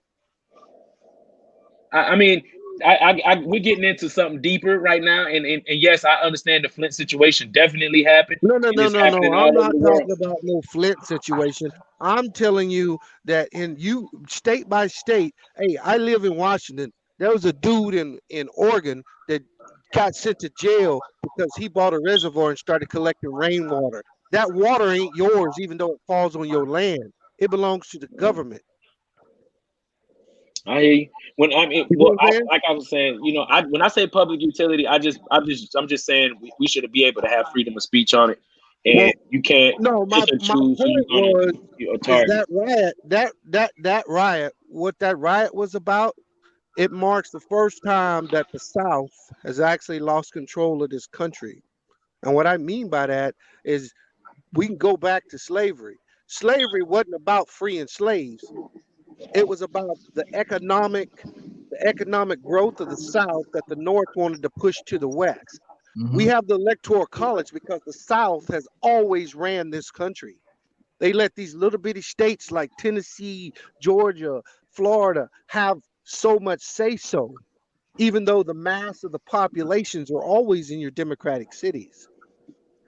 What is happening today is the tech industry is the first industry to challenge the farm. And going forward, the farm no longer controls this country. The tech does. Talk your shit, babe. So we all better get on with this, because what I'm telling you, you're going to see is you're going to start seeing water shortages and food shortages because the South is going to revolt. They always have. See, the South always wants to go back to slavery and Jim Crow because they stay the power brokers. You got motherfuckers like Mitch McConnell and these motherfuckers. They stay the power brokers, not these motherfuckers over here in San Francisco. But that's who's the power of the country is coming to now. Elon Musk, Amazon, Facebook. They running the country from here on out. Not the farmers. Yeah, I would totally agree. I mean, I think that in both situations, when you're saying the Mitch McConnells in the South and the farmers and those people running the country, I feel like it was bad then, and it will be effectively just as bad under the new rule, because, like we said, the classism, that statement that's on the board right now, that when the classism is the problem, you're always going to have the super haves and the haves-nots, and I mean, we've literally gotten rid of the middle class. When my dad and your dad was growing up, they could go to college they can go to a 4-year degree. You take $10,000 tops at any university in the college. That's what their debt would be. You're lucky to do that in a half a semester in colleges now. You're learning the same shit. Nothing's changed. You know what I'm going to say for this is what's going on right now as we speak. China is running a One Belt, One Road initiative. Have any of you guys ever heard of that? Nah, what the fuck is that? Basically, China is going to connect Africa, India, Asia, Europe, all. They're going to put highways through all that area. They're going to basically take over the world. Yeah. And the U.S. right now It's capitulating to them. China about to be number one. Hey, Lamont, it's Cho Boy, but I put my regular name. Bees, you're 100% right. You can look at something as this whole COVID vaccine rollout. Everything about it is literally like the World Health Organization. Well, I'm not trying to get you demonetized, Lamont. We're gonna leave it alone. Hey, Bees, they got a question. I got a question for Bees real quick. Got some good information. Go ahead. Let Cho Boy go, but I got a quick question for Bees real quick. I was listening a little earlier, so y'all kind of changed the subject on me a little bit. Y'all kind of changed up, but I was back. I started listening earlier, and we was talking about white supremacists. Like the whole thing about white supremacy, look, we had more soldiers in the game 30, 40, 50, 60, 70, 80, 90, 100 years ago. Way more soldiers. Like we're a totally different breed right now. Do you think that it's more like, do you think that it's bad for people to just be like, I'm gonna take care of my people, make enough money for my people to grow? Like I'm talking about my people because I got a lot of family. Like, you know what I'm saying? Like we're not gonna stop white supremacists. We're not, because our mind states ain't there and we ain't got enough money to. Do you think we should just keep pushing to do right for our families? Yes, I know we should look out for the next man when you can, for sure not. But stopping white supremacy, that can't be our number one equalizer right now. Because like one of my good friends is like the president of Black Lives Matter in California, and she wake up mad every day. But I don't. I make money. I make good money. I do what I do. My kids is taken care of. My family taken care of. Boy. She should feel bad. She should feel bad with that false ass BLM, dog. No. Boy. Hey, bro, you know why that is? Hold on, let me say one thing, Beast, real quick. You know the crazy thing about Black Lives Matter? I know when you look at their website and you see all the bullshit, and it's a whole bunch of dykes on there, and they want to eliminate the man from the family. Some bullshit. It's some bullshit. But what I'm saying is, every state, the people that lead Black Lives Matter in the different cities and states, they really not fighting for the same thing. They really not. It's not even our movement. It's not our movement, bro. No. Anti, that's what I said. They said what I'm saying is everybody. Black Lives Matter has changed. Like in different cities and states, it means something different to everybody. Hey, you guys all heard of Dr. Claude Anderson, right? All that money in the same place, though. You know? I would implore you brothers to do that, because according to Dr. Anderson, you can't take real black issues and say those in our government. According to Dr. Anderson, now I don't know this. This is what he said. Andrew Jackson put in a gag order to where black issues can't be spoke on in the government. I agree. I agree. It has to include everyone. And that's why look at HHR. Look at HHR. That's been sitting in Congress. That's why when you see the Democrats push, they don't push black issues. They push gay interests. They push women. They push all these other groups, because whatever you do for the blacks, you have to do for everyone. Right. And we fall victim to that shit, and we've been allowing it, right? We've been allowing them to do that shit to us. But back to your question, Showboy, the difference is that you don't feel like you're beneath a white person next to you. No, I don't. Too many of our people in this country feel that they need to measure up to white people, as opposed to just being happy with who you are.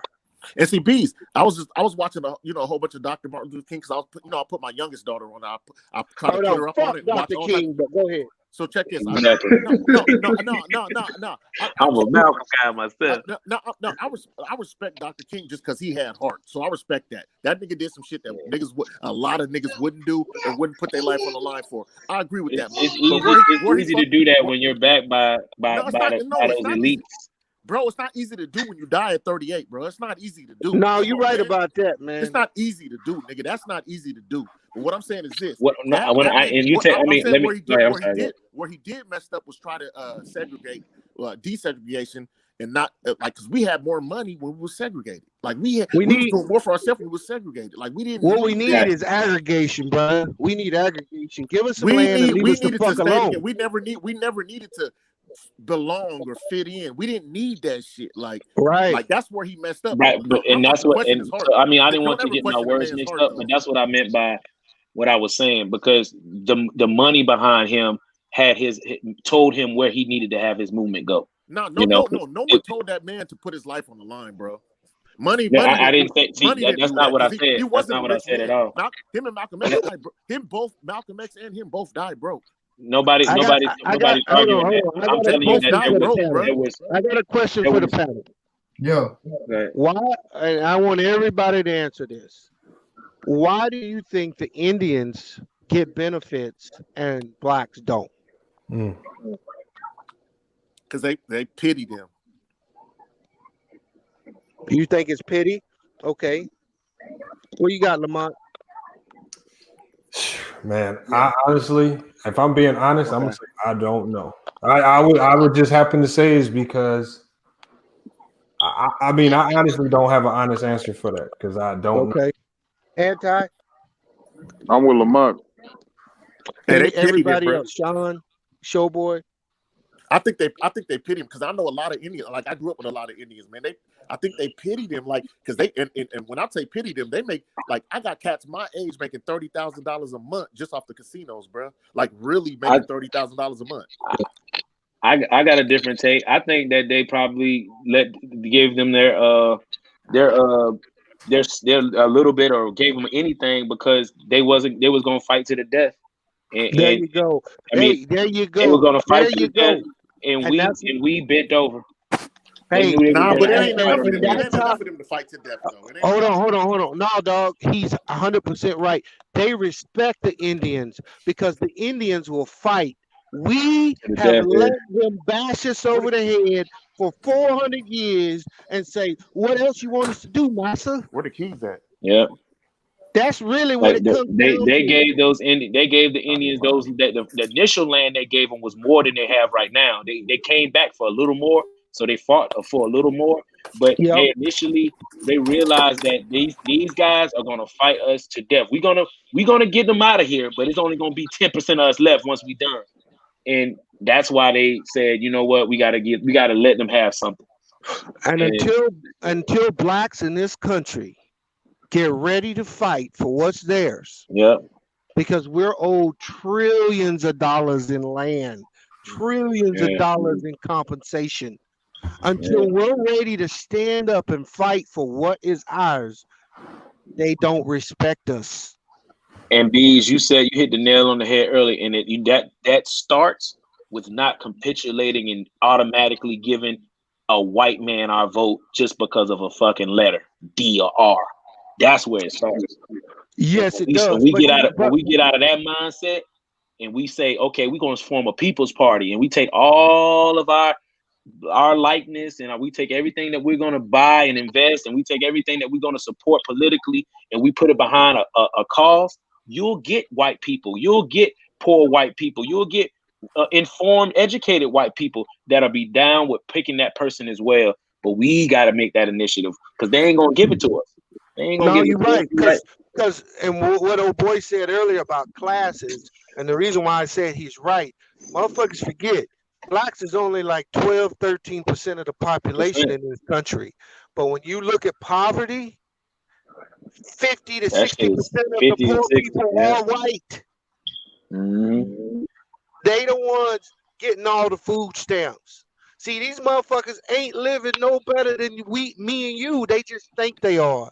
They just believe. Go back to my point. What's the population of Indians, though? Hey, Bees, you're talking right. Less than 2%, probably. It's smaller than blacks. It's probably like Indians might be in the single digits for sure. Indians might be the smallest, but go back to what I was saying earlier. Should we try to even give a fuck about white supremacists? Should we even give a fuck about all that bullshit and just really just get your money? Because it don't matter who. Like Biden ain't gonna change the money I get. It's not gonna change you, Bees. Lamont, it's not gonna change you. You still gonna do your thing. It don't matter. Like, should we just really just fuck with what we do? Be righteous. That's why you gotta be righteous people and take care of who we can. Yeah, but see, we gotta stop. We gotta stop looking at it from money.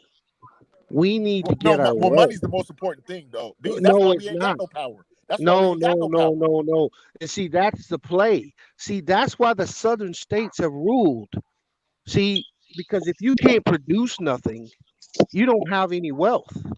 Right. See, exactly. They feed the country. They feed all them red states. That's where the country's food comes from. Hey, say our percentage again. What are we? What are we in this country? What's our percentage? It's like 12 to 13%. Say it one more time. 13.8%. Man, we ain't got no chance of stopping white supremacists. Like, we've been doing this for 100 years. Like, we need to just focus on our people. Just like we need to damn near go back to being segregated. I'm telling you something. No, we can't stop white supremacy. White supremacy doesn't have any power unless we're trying to equate ourselves to them. Right. So let's ignore them. Let's ignore them and do what we do. If we just accept who we are and grow our own communities and do our own thing, I'm saying, then they have no power with us. You say it better than me, but yes, I'm saying the same thing. We don't even need to Hey, Bees, I think we also got to realize what our resource is, and we got to monetize that and make sure that we keeping that within, making sure all of that is coming back to us in our communities. So what is our goal as Black people? Like you said, what do we produce? We set the trends. We make things hot. We have the purchase power of America. We have the purchase power, and we have the biggest, and we, like you said, what can we do to be the people that lead and everything? Like, you know what we do have? One thing we have is we have the culture. Like, everything we do, they follow. Like, I know Kyrie sounded stupid when he said start our own basketball league, and I know it's hard, and you know we can't do it. But I'm saying shit like that. Like all these singers and entertainers, and like just start like that's why, you know what's great what the boy from Atlanta did. What's his name? The boy from Atlanta. Donald Glover. Nah, the good dude that got the movie. He got the fucking Hollywood in Atlanta. Oh, Tyler Perry. Oh, Tyler Perry. Tyler Perry. Like he's empowering so many. Like that's the shit we need to do. Like we don't even need to involve that nigga. Don't even have white people in his movie regularly. He has you know what we need to do is something that Lamont said earlier. I didn't hear it. What'd he say? We need to vote locally. We need to be putting Black judges in, Black prosecutors. We need Black mayors. We need to start controlling where we live. Yeah. Fuck all that national shit. That means you don't control where you live. You don't control anything. You can't make your life. You can't make your quality of life better. So then we go. Now we're going back to education. Then no, it's not education. No, because you gotta have enough people to pick from the litter. If we got one Black person running to be a judge, we need 5 people to run in to be a judge. We need 6 people running to be a judge, not just one. No, you're right. But take a look at most Black cities. You may have a Black mayor, but how many people in that community has actually got Black people's interests at heart? Most of these motherfuckers that are running today, they running behind that blue symbol. But Bees, that's what I'm saying. We need more than one running. We need 5 running, 6 running. What we need to do is we need to stand up and hold all these people that are running accountable. Yep. But not only that, whether we hold them accountable, and I don't know how popular this gonna be, but if they ain't performing up to standards, in case like Obama, then we need to call a spade and stop riding their wave and acting like they good for Black people. That's facts. That's facts, Fontaine. It ain't true. No, I feel it ain't true. I'm sorry for use my words, Lamont, but when that motherfucker went to Flint and sipped that water and act like, oh, we cool, y'all good, and that nigga don't give a fuck about you and me. Hey, bro, you saying the truth, but one thing I'm gonna say is this. Only reason why niggas voted for Obama because it was a Black president. Let's be real. No. Them motherfuckers vote white. Hold on. Them vote twice for that. Hold on. Them motherfuckers vote white just because they white. We gonna vote Black just because they Black regardless. Whether it fucked us up or not, the white boy gonna fuck us up too. Like you said, it don't matter who's in office. We gonna pick our color more so than not. Let's just do it. Yeah, but you changing the hold on. But show holding them accountable, you know. But show them a spade. My bad. No, that's why I got on because the Ice Cube shit. You was talking about the Ice Cube shit. Now I really agree with Ice Cube was doing. That's what I was really getting. No, we 100% agree with that. But what I was saying is, don't change the subject about it. You know what I'm saying? Like we not changing it to vote for. We're talking about holding accountable. I think with Obama, the question that nobody was asking was the real question was why are so many white people voting for him? See, that's the real question that people should have been asking before they just jumped on the Obama train. Because everybody hated Bush. But no, it wasn't because of that. Because what I'm saying is They Oh put no, everybody, Lamar, they put everybody. somebody in office that was easily controlled, whether you want to accept it or not. And so That's again, exactly if what it was. somebody won twice, like nobody asked themselves after the first term, well, how did he get voted in? Like we can, there was a large turnout in the black vote, but at the end of the day, it was the white vote that got him in office. Let's be Lamar, real. let me ask you this. But when we had to ask ourselves, why did they put so much time and effort into making sure he was in office? And see, we didn't never step back and evaluate that. And that's why he got 2 terms. And that's why he had 2 terms of getting nothing done, at least for us in our eyes. So, Lamar, let me ask the whole panel a question real quick. So if that's the case, like, has there been a president in office that really changed your life individually? Just you specifically? No, hell no. Just I'm gonna let everybody ask everybody. I mean, in the sense that made it worse. Hey, this might be unpopular. Not made it better. To answer your question, I'm only 31, my nigga, and as in my adult life, the government has never done anything for me. The most the government has ever done for me under any presidency in my adult life had Bush, Obama, and now Trump. It's been Trump, bro. And you can call it because of the one thing I say about Trump fed the streets, all them GPP loans and the EDDs. Man, I got niggas pulling up with Benzes and all type of shit. Like nigga, I got I got that on nigga. I'm pulling up in Benzes, all type he found a way to make sure all of his crook business owning people, and if you were black and happen to own a business, I know 90% of people that I know that are black and owns their businesses were able to make their business flourish and go to next levels with their talking business. about street niggas was getting money off Trump. Allowed us to eat. Okay, let me say something. So go ahead, Bees. Go ahead, Bees. See, we fall victim to the trap, and this is the trap that the politicians put on us.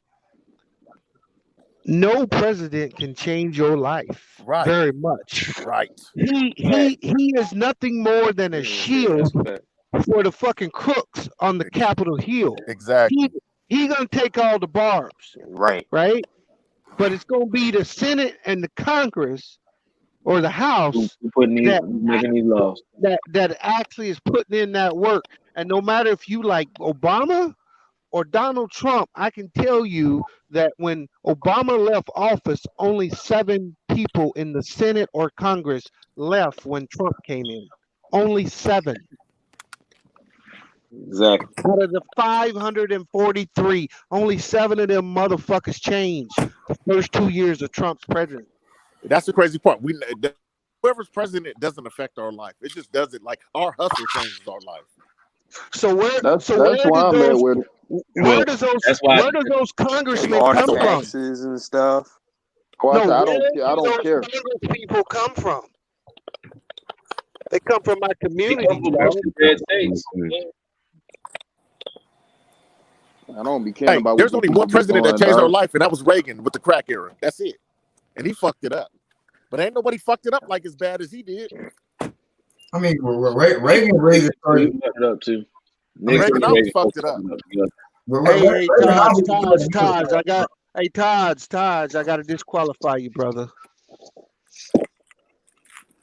Nah. Okay. What'd he say? He started talking about Reagan when he was in Codsville. No, Reagan did fuck up. He fucked up the black community. Now he did. Like he changed lives. Like any other president never has. I'm just fucking with you, Todd. You probably just I mean, they're. I mean, again, if you want to go back, probably before most of our lifetimes, if you look at, I'm gonna let check this out though. Reagan, I'm gonna let me blow your mind real quick. Reagan wasn't even able to do the level of fuck to the black community the way Joe Biden and Bill Clinton era was able to do to our community. Because Reagan, they implemented a lot of the drugs and a lot of stuff that fucked us up from, you know what I'm saying, on that level. But I'm talking about the things that were able to keep us there. And that was passing the 3 strike laws and the things. They had to pass that shit during the crack era. They had to. Like nigga was you nigga, hold on, bro. They had to. They had never. That didn't happen during the Reagan era. That happened during the Bill Clinton era. That No, happened. that's what I'm saying. Hey, they cleaned that shit up. Like, there's no way. Like, our communities were so bad during the crack era. They didn't know what to do. Niggas was dying every day. 600 hey, there was like 700 murders in California every year. The bigger issue with that. What the opioid addiction is doing to the white communities right now. No, hold on, bro. No, you changed the subject. You changed. Hey, hold up, one at a time, guys. Oh yeah, hold on. Let Sean go, then I'm gonna go back to Fontaine. No, you got to remember the bigger issue with the crack era was they didn't treat it as a public health crisis, which is what it was. They treated it as they criminalized it. Right. And I always tell people, because I grew up in that, I came up in the 80s. I'm a little bit older. The worst thing that came out with crack was the VCR. Those two things came out at the exact same time. It was the worst thing that could have happened to the black community. So when those two things came out together, rather than saying, okay, we have a public health crisis going on in urban communities, they decided this is criminal behavior because, again, you had people robbing, killing, and stealing to get that crack, that it completely messed things up. And by nature of how government operates, it's reactive. So when you had people like Lynn Byers die of a crack cocaine overdose or of a cocaine overdose, and you had all this violence going on, the response was not treated like it's a public health emergency. It was, how do we implement laws that ultimately get this thing under control? It didn't get it under control, but that was the thought process in the 80s. All I'm saying is when they came in and put the 3 strikes law and all that in, all I'm saying is I'm not saying that they did the right thing. They didn't decision. Okay, so let's say they didn't. All I'm saying is they didn't know what the fuck to do. It was the first time we had ever been through some shit like that. No, they did. No, Showboy, they did. No, they didn't know what to do, bro. No, they didn't know what to do. Check this out. Us, bro. You know why it wasn't a public health emergency, Sean? Yeah, I know why. Yeah, it's because it was killing black folks. No, what was actually happening is cocaine was ravishing the white neighborhood. Right. In the 80s, cocaine was ravishing white neighborhoods in the 80s. Mm-hmm. And then someone figured out a way to make it cheap enough for us black people to get in on that action. All that was government induced. The government let me hold you up real quick, Bees. And then they used us. Hold on, they used us, the epidemic, to make it look like we were the problem. Yeah. I just want to say something real quick. That's why they did the 3 strikes, because the crack era was killed. It had our communities fucked. But let's be honest. Let's just be honest for once. That's what I'm saying. Like, niggas don't even want to be honest sometimes. I sold crack in my life and I sold coke. I sold a lot of coke and crack. And I'm telling you this. There's a difference between crack. Like, coke, motherfucker, I sold coke to doctors. And they still go do brain surgery. Still go deliver babies. Dog. I agree. I agree with you. This is what I'm saying. Crack and coke, there was really a big difference, dog. Like, it was really a fucking difference. I understand there was a difference. All I'm telling you is that the motherfuckers that see, here's the thing. How many black people you know in the 90s or early 80s that owned ships and airplanes? Yep. I didn't know nobody. Exactly. So how the fuck did all that shit get here? That's why I said Reagan. And so what I'm telling you, what I'm telling you, I said Reagan fucked the Reaganomics shit. No. What I'm telling you is Reaganomics brought it in on his own people, and then they figured out a way to get it into our community and hold us responsible for the whole fucking shit. That's what I said. I said Reagan's the only president that really. I said Reagan's the only president that we felt his destruction. Any other president besides Reagan, we ain't felt it, except for, like you said, when the other boy. Clinton, I agree with that, but Clinton was just reacting to some shit that fucked up the country. But what you gotta realize is they weren't reacting; they were proactive. That was the plan. I get you on that. Okay, I hear you on it. Finish what I was saying, baby. This is what I was saying. But I'm glad they did that, man. Hey, man, it's not fun selling crack to your auntie, bro. Right. And niggas was selling crack to their mama. Hold on, Chuck. Let we agree with what you're saying. We understand how bad it was in our communities. What we're saying is that you're giving them a pass for something that Reagan wanted to implement, which is keeping us down in the system that we coexist in right now. The only way they could get that system in was to do what Reagan did and then use that to pass what Bill Clinton and the rest of them passed knowingly. They knew that was the end game. You see what we're saying? You know what else, bro? It kind of started earlier too, because that's how they stopped the Black Panthers with drugs. Nixon. Yeah, I mean that shit's been happening since Vietnam, dog. What? Hey, I'll give you another example. My dad was in Nam. All them, white and black, they all came back fucked up from Nam, though. Yeah, but check this out. In the 80s and early 90s, you had probably 5-10 times more Mexicans coming into the U.S. then than you do now. But 3 years ago, they decided that they needed to build a wall. Yeah. I grew up in California. I got a Mexican daughter spend a night with my I didn't like that. I ain't like that. No, I got 2 Mexican daughters. My point is, is that I fuck with Mexicans like when they pass legislation or they're trying to do something, it comes back from something that doesn't happen 10, 12, 15 years ago. We're the only ones reacting. They're acting proactive. Hey, but Beef, I agree with you. We need to, like you said, we shouldn't say shit out loud. We need on these platforms like we on right now. I love Lamont for this. Like, we need to talk amongst ourselves. Not even like this. Like Lamont, this need to be your outside shit. Where you just can't know everybody. You got to pay to get on or something. I would, because man, we can't talk about this. We can't tell them our plans. Now, we can leave on a light note. Hey, bees. Yeah. Did you tune into my show, bro? We made those picks, man. We hit. No, I saw you. I saw part of it on Sunday, right? But I shift work, player. So I work night. It's no loss. Like I said, just check me out. I'm definitely gonna check you out. But here's what I want. 4 picks live. Hit 3 of them. Okay, here's what I want you all to remember, dog. The rules of the game in this country are for everybody. And I want to say it again. The rules of this country are for everybody. The problem we have is that we won't spend the time to go and look it up. Lamont was speaking that two episodes ago. That's exactly what you were preaching, Lamont. Hey, people think research is YouTube nowadays, and that's not research. You got to get 3 sources, go in a book, get 3 sources that say the same shit before you even say it is. YouTube is not real. But everybody I know is always talking about, I was on YouTube and YouTube. Yeah, I said this shit, I think, the other day. Again, you are the sum of the 5 people you spend time around.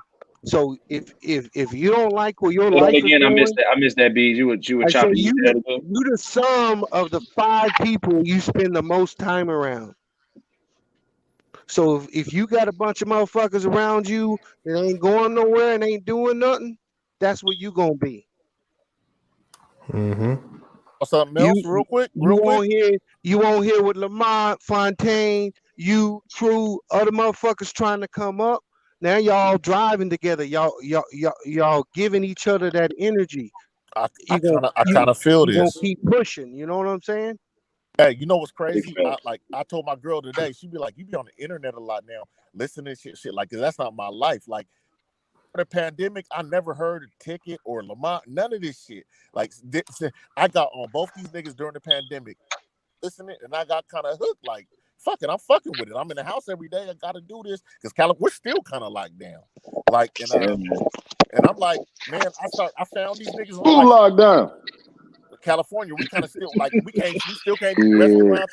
We still can't. True. Hey, we still can. Hey, kids still ain't playing sports or nothing, bro. And I'm still training my daughter. We wide open down here in Dallas, boy. Nah, but what I'm and we canceled concerts and everything. Bro, I had tickets to like we ain't 2 canceling concerts. shit no and gave more. my money back. Like, but no, but that's not my point. My point is, I've been outside the last 6 months, bro.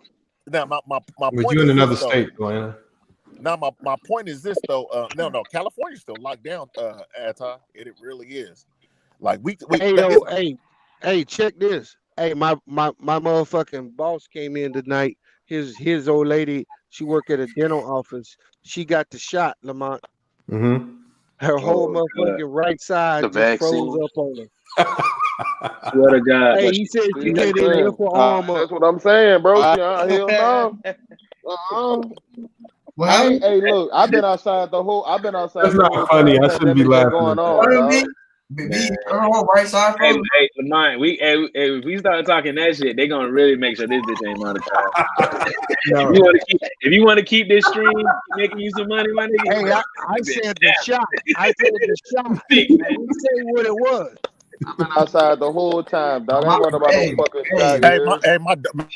My homie took the little thing, and on his Facebook page, he does a thing where he like every 2 days he tells you how you feel after the shot. He had to get it because he's a doctor, he's a brain surgeon, who I grew up with. He's a smart nigga, driving Bentleys and everything.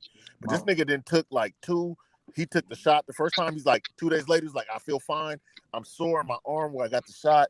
So now he took the second like 2 days ago. Because you got to have 2 shots. I don't know if y'all know. You got to get 2 I think 21 days apart. Yeah, you got to get 2 shots. So now he's like, I took my second shot. I didn't collapse. He was like, some of y'all. So it really what that is, man, the shot, just like the COVID. Like some niggas will die, some niggas won't. I lost a good homie 2 weeks ago from COVID. Like one of my partners died. Like he died from COVID. Nigga, like, he's 38.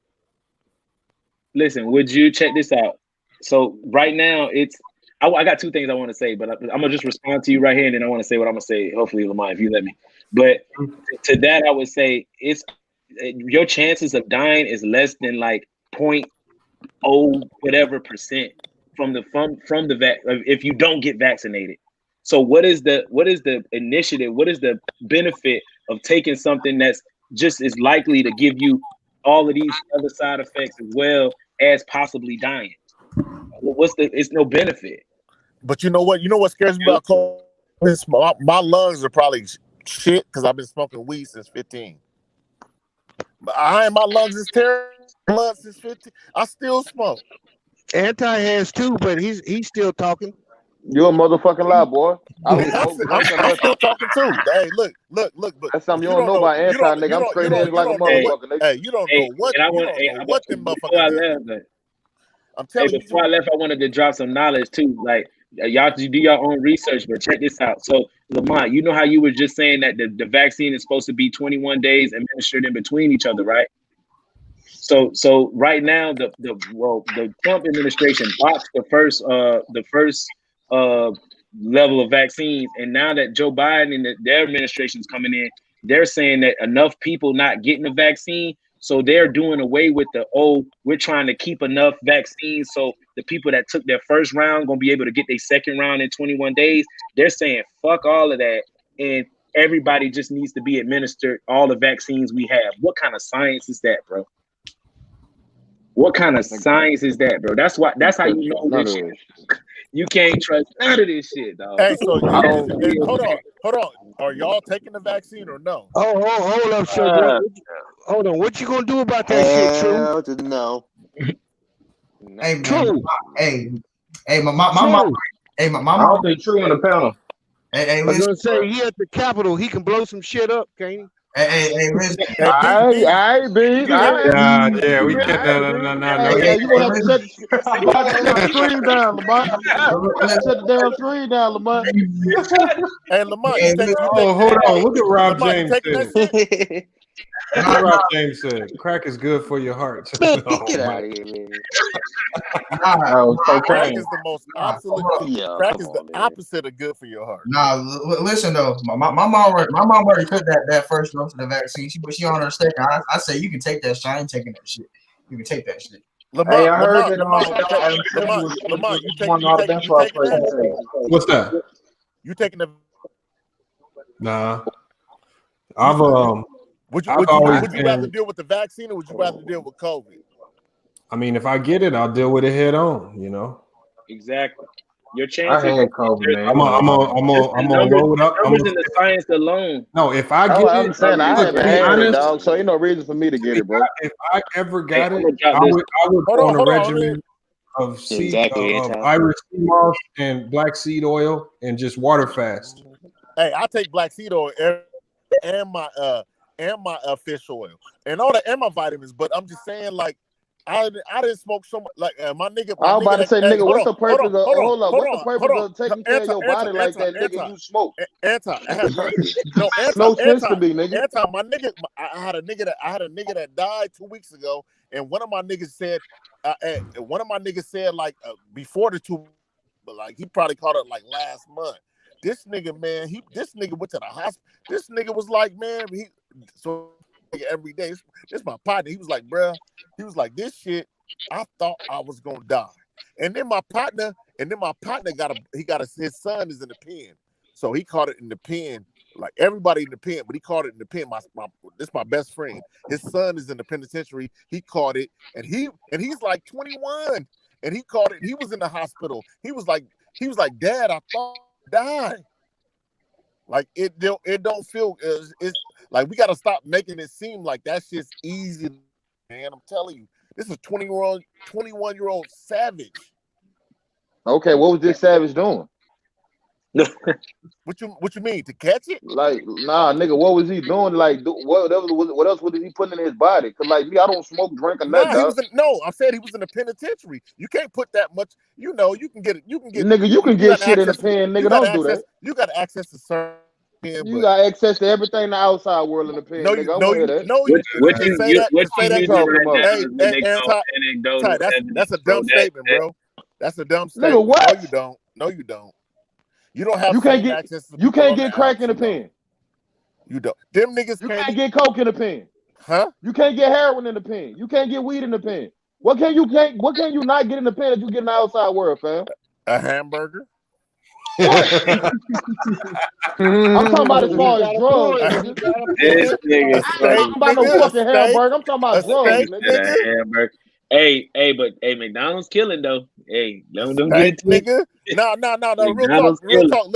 Hey, my homie, little homie, he's 21, and that nigga was in. No, I'm saying he caught it though. Whether whatever he was on, I don't know what he was on. I'm not saying that. I'm just saying that nigga was 21, and damn, he said, I thought I was gonna die. Hey, and I know, and my partner, hold on. This is what I got to say to that. And my partner died 2 weeks ago, bro. I take care of my body, so I don't be worrying about COVID. It ain't about I'm here with you, but what I would say to that is, your body, bro. COVID deaths are up, and a lot of other deaths are down. Deaths from diabetes is down. Death from heart failure is down. Death from all the other things going on in the world that people were dying from are down. So people are dying every day. It's how you receiving your information and your enlightenment and your sensitivity to the information you receiving that's allowing you to believe whatever it is they want you to believe. I don't want it. So I don't want it. Well, look, man, my brother caught COVID in January of last year. Fuck COVID, dog. I don't want it though. I know I couldn't survive. I would die. I didn't smoke weed since I was 15. I'm 35. My body clean, you heard me? I ain't worrying about no fucking COVID, dog. Man, I'm gonna say this about COVID, man. I had what, nigga? You say your body, you've been using the Manscaped? Nigga, I said my body is clean, nigga. I said I'm straight edge. I haven't smoked a drink. And I haven't did that shit. I never smoked a drink. I never been the type of nigga to do it, so my body just clean. I'm drug free, dog. That Manscaped turned me. That Manscaped be having me weak as fuck. Lamar be having me weak as fuck. And on my shit, bro. I ain't never tried them before, bro. Hey, what's that code, Lamont? I need to go get some Manscaped. Yeah, I say so. Hey, put it in the chat. Another question from me. Have y'all niggas before Manscaped Lamont brought something to my man. Fuck no, dog. Hold on. Let him get his point across. Have y'all niggas ever thought about shaving your hair before No, you talk about Manscaped? no. I still man. ain't saving my shit, nigga. Hey, I don't want to be bald. Show boy. I'm a grown ass man, dog. Show boy. Nigga, I'm not a fucking Bushwick. I'm a grown ass man, dog. I'm not a Bush. How the fuck do you have enough hair on your fucking balls to have to shave it? But Lamont, I'm gonna support you anyway. Hold on, Joe boy. Let me dispel. Let me dispel the myth. It's not just for it's for chest hair, it's for underarm hair, it's for ball hair, it's for pubic hair, it's for all the hairs. You a man though, dog. I was told now you I don't can't fuck touch with my none of that shit, fuck bro. with my hair no blood. But I'm gonna buy a pack for you. Hold on. That's just the Lawnmower 3.0. Some of y'all like Anti don't need the Lawnmower 3.0, but Anti does need things like the ball deodorant and the ball spritz. And Lamont, I told hold up. Lamont, I done told you might as well go ahead and put lotion on your ass, boy. When Anti has one of his girls go over ahead next and lotion time, your cheeks, you heard me? Hey, when Anti has one of his girls over next time, we're gonna put her on and ask her if he needs the ball deodorant. Watch. I bet she said, man, girls she say you will. Hey, bet. I'm gonna let you talk to her too. Bet, you heard me? Hey, Lamont. Rob J is saying too much in the damn live chat. Like we didn't need to know that shit, bro. What'd he say? He said I shave my ass. Hold on. Rob James, I got no problem with that as long as you're using the Lawnmower 3.0. That's what I'm talking about, dog. You niggas saggers, dog. Hold on, Rob James. Y'all hold up now. Y'all the type of nigga to sit up here and take showers, and y'all get out of showers and you lotion your ass cheeks, dog. That shit is suspect, bro. I lotion everything, Anti. You lotion your ass cheeks, B?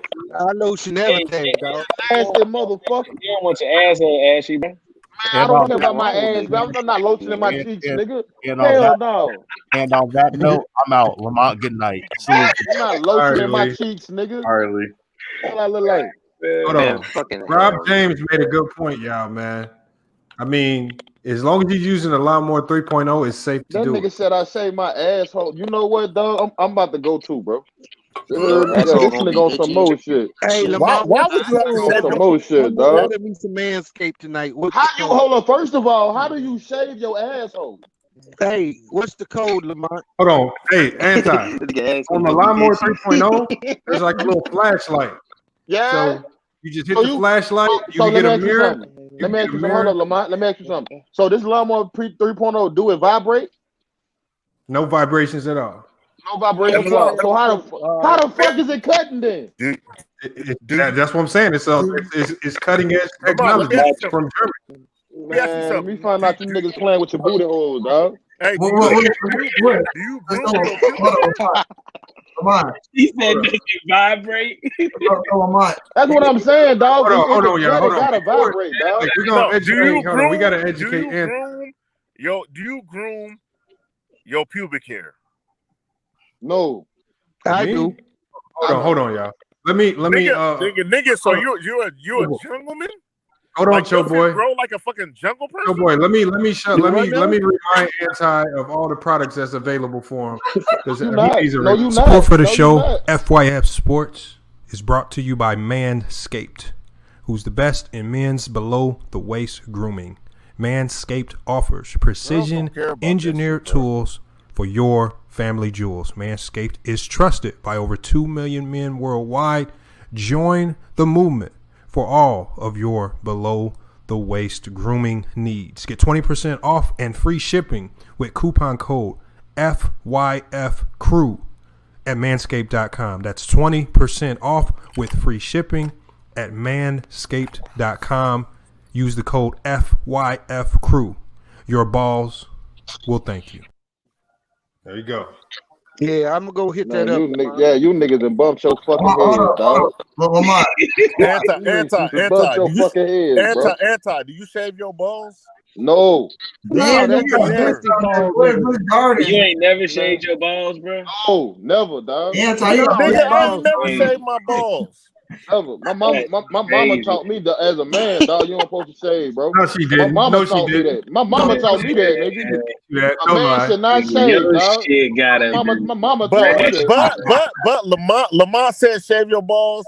I like I'm his not channel so shaving much. shit. I'm gonna buy some. I ain't shaving shit. You hear me? Hey, Lamont. Now. I'm not trying to endorse no other products on your platform. But I don't. What I use to make my shit smell good. You ever heard of Dr. Squash soap? Nope. Look it up. No, I heard of Manscaped. Look up Dr. Squash, nigga. Anti, you ever heard of Fuji? Anti, you ever heard of Fuji? Nah, I ain't never heard of that. Put that Fuji under your balls, dog.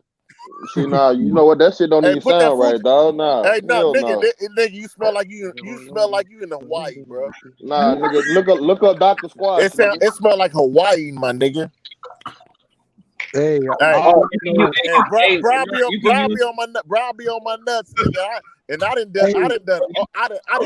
You can use it in the water all day. Hey, And she be like, your balls smell like trees. Hey, Lamont. Okay, we like. Yo, what's up, Bees? All I know is Anti can't play at the little game. What game? Nigga, I'm not coming anyway. At Nigga, the basketball game. He gotta wear the mascot uniform. I got money to get, nigga. Fuck out of here. Lamont. I ain't lose shit, nigga. Lamont.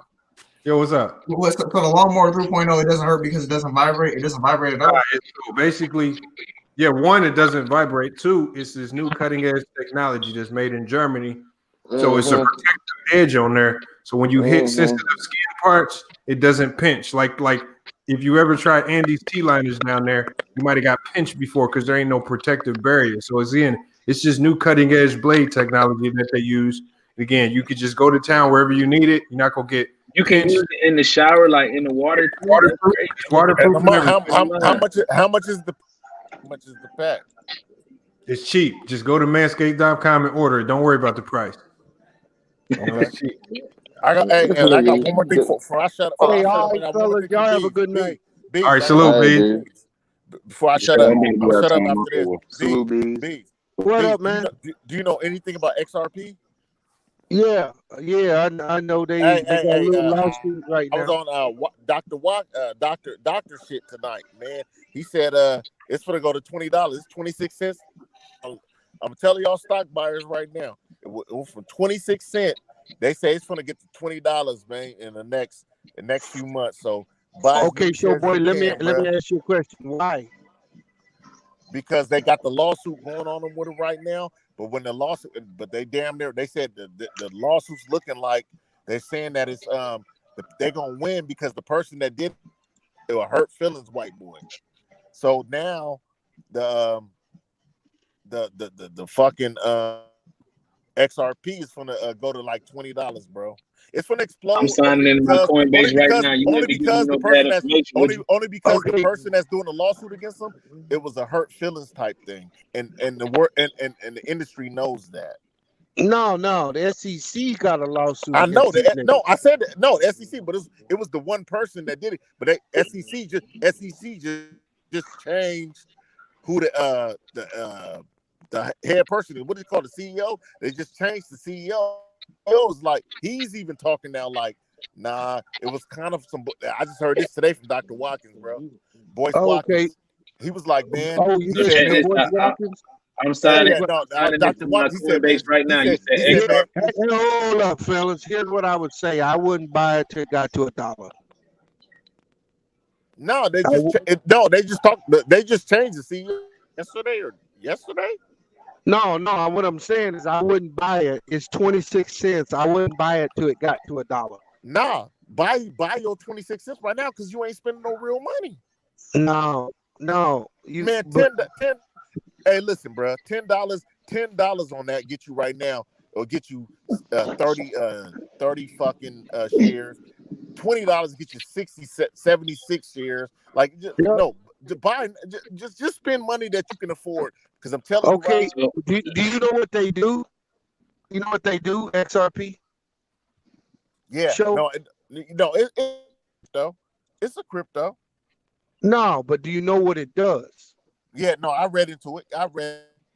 So they're about they're about wanting to take over like your transactions. Like when you go swipe your debit card. Yeah, right, exactly. From They every want to country, take that over, right? From every country. But do you know what the lawsuit is about? No, what I'm saying is ACS ain't ready to get that shit up yet. So when he said $20, lose the lawsuit, bro. That's what I'm telling you. No, bro. Before the lawsuit, the shit. See, I had XRP. I bought XRP when it was 15 cents, and I rode that shit to $3.40 and sold it. $3.40 is the highest it's ever been. No, yeah, and then now, it's at 29 cents right now. Right, but what I'm saying is, unless they got some deals to where they're now providing these transactions, it ain't gonna take off like that to get to $20. You know why it's gonna take? You know why it's gonna take off though? Because you can't buy it everywhere. Like you mentioned XRP, and niggas who get stocks, they be like, I can't buy it. I don't see it. You can only get it from certain spots. And right? I completely agree. You can only get it from Coinbase. You can get it from what's the other one? I'm trying to get it on Coinbase right now. I can't get it. It's not. Yeah, because the SEC blocked their shit there for a while. Coinbase suspended their shit until this whole lawsuit shit is done. Right? So I don't think you can even buy it. But I was saying that I personally wouldn't buy the shit until it got back to $1.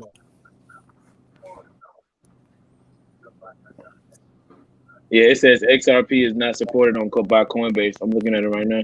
Yeah, because when the SEC dropped the lawsuit, they dropped their ass. Hey, Lamar, who the fuck talking about they was into women 51 or older? Stop playing with me, Lamar, dog. Stop playing with me, Lamar, bro. Stop playing with me, Lamar, dog. You hear me? First of all, dog. I didn't think you was gonna see that. I'm not no hairy ass nigga, dog. So I don't know about you, nigga. Darren Hampton. You know what I'm saying? All right, nigga, trust me. She ain't gotta worry about no goddamn hair, nigga. She gotta worry about the penis in the Hendersons. Fuck you talking about? You say Anti and the Hendersons? I don't know who the fuck Anti and the Henderson is, nigga. Fuck you talking about? Oh, Harry and the Henderson, nigga. That Sasquatch. Nigga, take your ass to sleep, nigga. I'm at work, nigga. You the one looking like Austin Powers, nigga, on the chest, nigga. Fuck out of here. I ain't hairy, nigga. I shave everything. All right, I hear you. You gonna get your Manscaped then? I'm gonna buy some just when I go sit down. As soon as I get back to my computer, I'm gonna buy me some Manscaped. Appreciate Go that. ahead, do your thing. You heard me? Tell them Lamar sent you. FYF Crew is the coupon code. Make sure you use that. And I'm gonna tell Lamar. I'm gonna tell my old lady, hey, I got this ball lotion, so when you lick my dinkleberries, it smell better. That nigga said lick my dinkleberries. Hold on, hold on. But bees, you gotta get the cleanser first. The cleanser get rid of all that. Nah. You know what? Hold up. You the type of nigga that probably get your ass ate too, nigga. Let me find out, B. You heard me? Let me find out. Be you nasty motherfucker. Let me find out, you little nasty motherfucker. This dude Anti is crazy, man. Bro, funny as hell. Funny as hell. Let me find out, B. Hold on. Anti. That's what them older women be into. That's all you date. You ain't you got me fucked up, nigga. I ain't never I don't even like my balls touched, nigga. Fuck you, me. That's too close to that area, nigga. Don't touch my balls, nigga. Fuck you, me. I don't know. I wouldn't do that, man. That's too much. First of all, CA3, you still a virgin. Calm down. Nah, that's too much, you still a virgin, bro. Calm down. You 16. You ain't having no sex, bro. You ain't getting no cutty like that. You say that. You saying that now. You sure? You kind of I ain't nigga. I don't play that shit, dog. I don't even like my balls touched, bro. Somebody must have tried it on you or something, man. Nah, I don't like my balls touched, bro. The only way you know that is if you had them touched before. Nigga, yes, I don't like it. I don't like it. I done had my balls licked. I don't like it, dog. It's not something that do nothing. It don't do nothing for me, dog. You never listen. You never had her cup your balls with the rabbit in her hand while you hitting it from the back. I'm good, bro. Nah, don't even touch my shit. You missing out. Nah, I'm good, bro. Don't even touch my shit, nigga. Don't even touch my shit. What it is? Don't touch my balls when we having sex, bro. I don't like my shit touched, dog. Hey, don't touch my shit. Hey, the what rabbit is got wrong with y'all, man? Hey, Anti say you can massage his prostate, just leave his balls alone. You a lie. You didn't I just say, nigga, the reason I don't get my balls licked is too close to that area, nigga? Fuck you mean. Let me find out you be letting your wife change your pamper, nigga. Damn, Anti. So I'll get down like that, bro. Hey, Anti, they calling you a rookie in here. They said you a rookie in the Hey, game. hey, let me find out you niggas up here getting your pampers changed, dog. Let me find out you niggas up here getting y'all ass ate with your legs in the air, nigga. Nasty ass niggas, dog. You know what? Y'all some. I don't know if y'all know that's gay, bro. Like you letting a female eat your whole ass out, nigga. That shit gay, nigga. You know what I'm saying? I don't know where you niggas come from, dog. Calm down. All we talking about is cupping some balls. You taking it to getting your ass. But hold on. Ain't that right there by that area though? A female can easily put a tongue in your ass if she suck on your balls, nigga. I don't know what kind of balls you got. My balls ain't way lower than my asshole. Nigga, whatever, nigga. I hear you. We find out. Y'all niggas be on some. I'm a man through and through, dog. I don't like that shit being played with, bro. Anti, we heard you, man. We got you. This man, Anti, got defensive in the mug when that subject came up. Nah, I'm just saying, dog, because you got some niggas out here actually like to get that shit done, and I'm Lamont. Yo, what up, dude? Hey, Anti laying on the bed with his legs all spread, talking about lick it till your tongue is done. That nigga wife turning him out over there, boy. That nigga wife over there turning that nigga out, dog. That nigga wife over there turning that nigga out. Let me find out she gonna have a strap on your ass next, nigga. Gonna have your ass bent over. It's about that time. See, when Anti get on this level, it's time to shut it down. It's time to shut it down, bro. This man, Anti took it to a whole new level today. That's why Anti, that's why Fred got to drop a message for you in the morning. You know what? I keep playing. I'm gonna fuck that little dinosaur up, bro. I know where you stay at, Lamont. Oh man, it ain't that bad though. It's not that bad. We gonna see, nigga. I saw a snippet of it. Yeah, I'm pretty sure, nigga, because you edited it. Fuck you mean? Fuck you mean? No, I see the snippet of it. Fuck you. Man, hey, run it by me. Send it to my phone first, nigga. I will. Man. I'm gonna holler at y'all, bro. I gotta do 12 hours tomorrow, bro. Anti doing a lot of talking. It seems like he getting his ass. He doing the most of the talking. Shit. Who? You, nigga. Shit. Man, CA3, dog, bro. You got me fucked up, bro. I can't do it, dog. Hey, I'm gonna holler at y'all niggas, bro. Salute to the chat, man. Salute to everybody for hopping in today. Great conversation, man. Hit on a lot of topics, man. Even NBA, politics, anti-sexuality. You know, we hit on all of that. So appreciate everybody for hopping in the chat today. Salute to everybody watching from the Facebook group and the website, man. Appreciate y'all as well. I'll be responding to those emails. So I got a lot of emails from people watching from the Facebook group about the FYF Sports basketball event. Yes, if you are in the Facebook group and from the website, you guys are eligible. Matthew disgusting. What happened? Matthew disgusting, bro. You see what he said, Matthew? Oh, where did Matthew O'Clair come from? I know. Hey, Matthew O'Clair. Hey, make sure you smash the like, hit the subscribe. I haven't seen you in here before. We need you back tomorrow. We need you back tomorrow, man. Salute though. Hey, if that's what you like, that's what you like. That's on him. But I ain't got no problem with it. Whatever. But yeah, salute to Matthew O'Clair and everybody else in chat. Like I said before, everybody who's watching from the Facebook group, you guys are also eligible to participate in the FYF Sports Community event. It's not just for YouTube subscribers. All right. Although I would like for everybody to be subscribed to YouTube, even if you're watching from Facebook or the website. All right. So again, check. I'm gonna be sending everybody in the Facebook group emails. All right. Also here on YouTube, if you guys are interested in participating, make sure you start leaving me your email addresses, whether it's in a private chat or whether it's in a public chat. Make sure you start leaving your emails so I can start collecting emails for all potential participants, and we can start getting some names on the board with regards to who actually is eligible to participate and who's not. We can't just send anybody out there, especially for the one-on-one boxing. We can't have people getting rocked and knocked out everywhere. But other than that, man, it's FYF Sports, man. It's been another great podcast episode. Salute to everybody for watching again. We'll be back tomorrow, potentially around the same time. Make sure you tune in the morning to watch Anti and FYF Fred talk it out. But other than that, it's FYF Sports, man, and we out. Salute. Support for the show, FYF.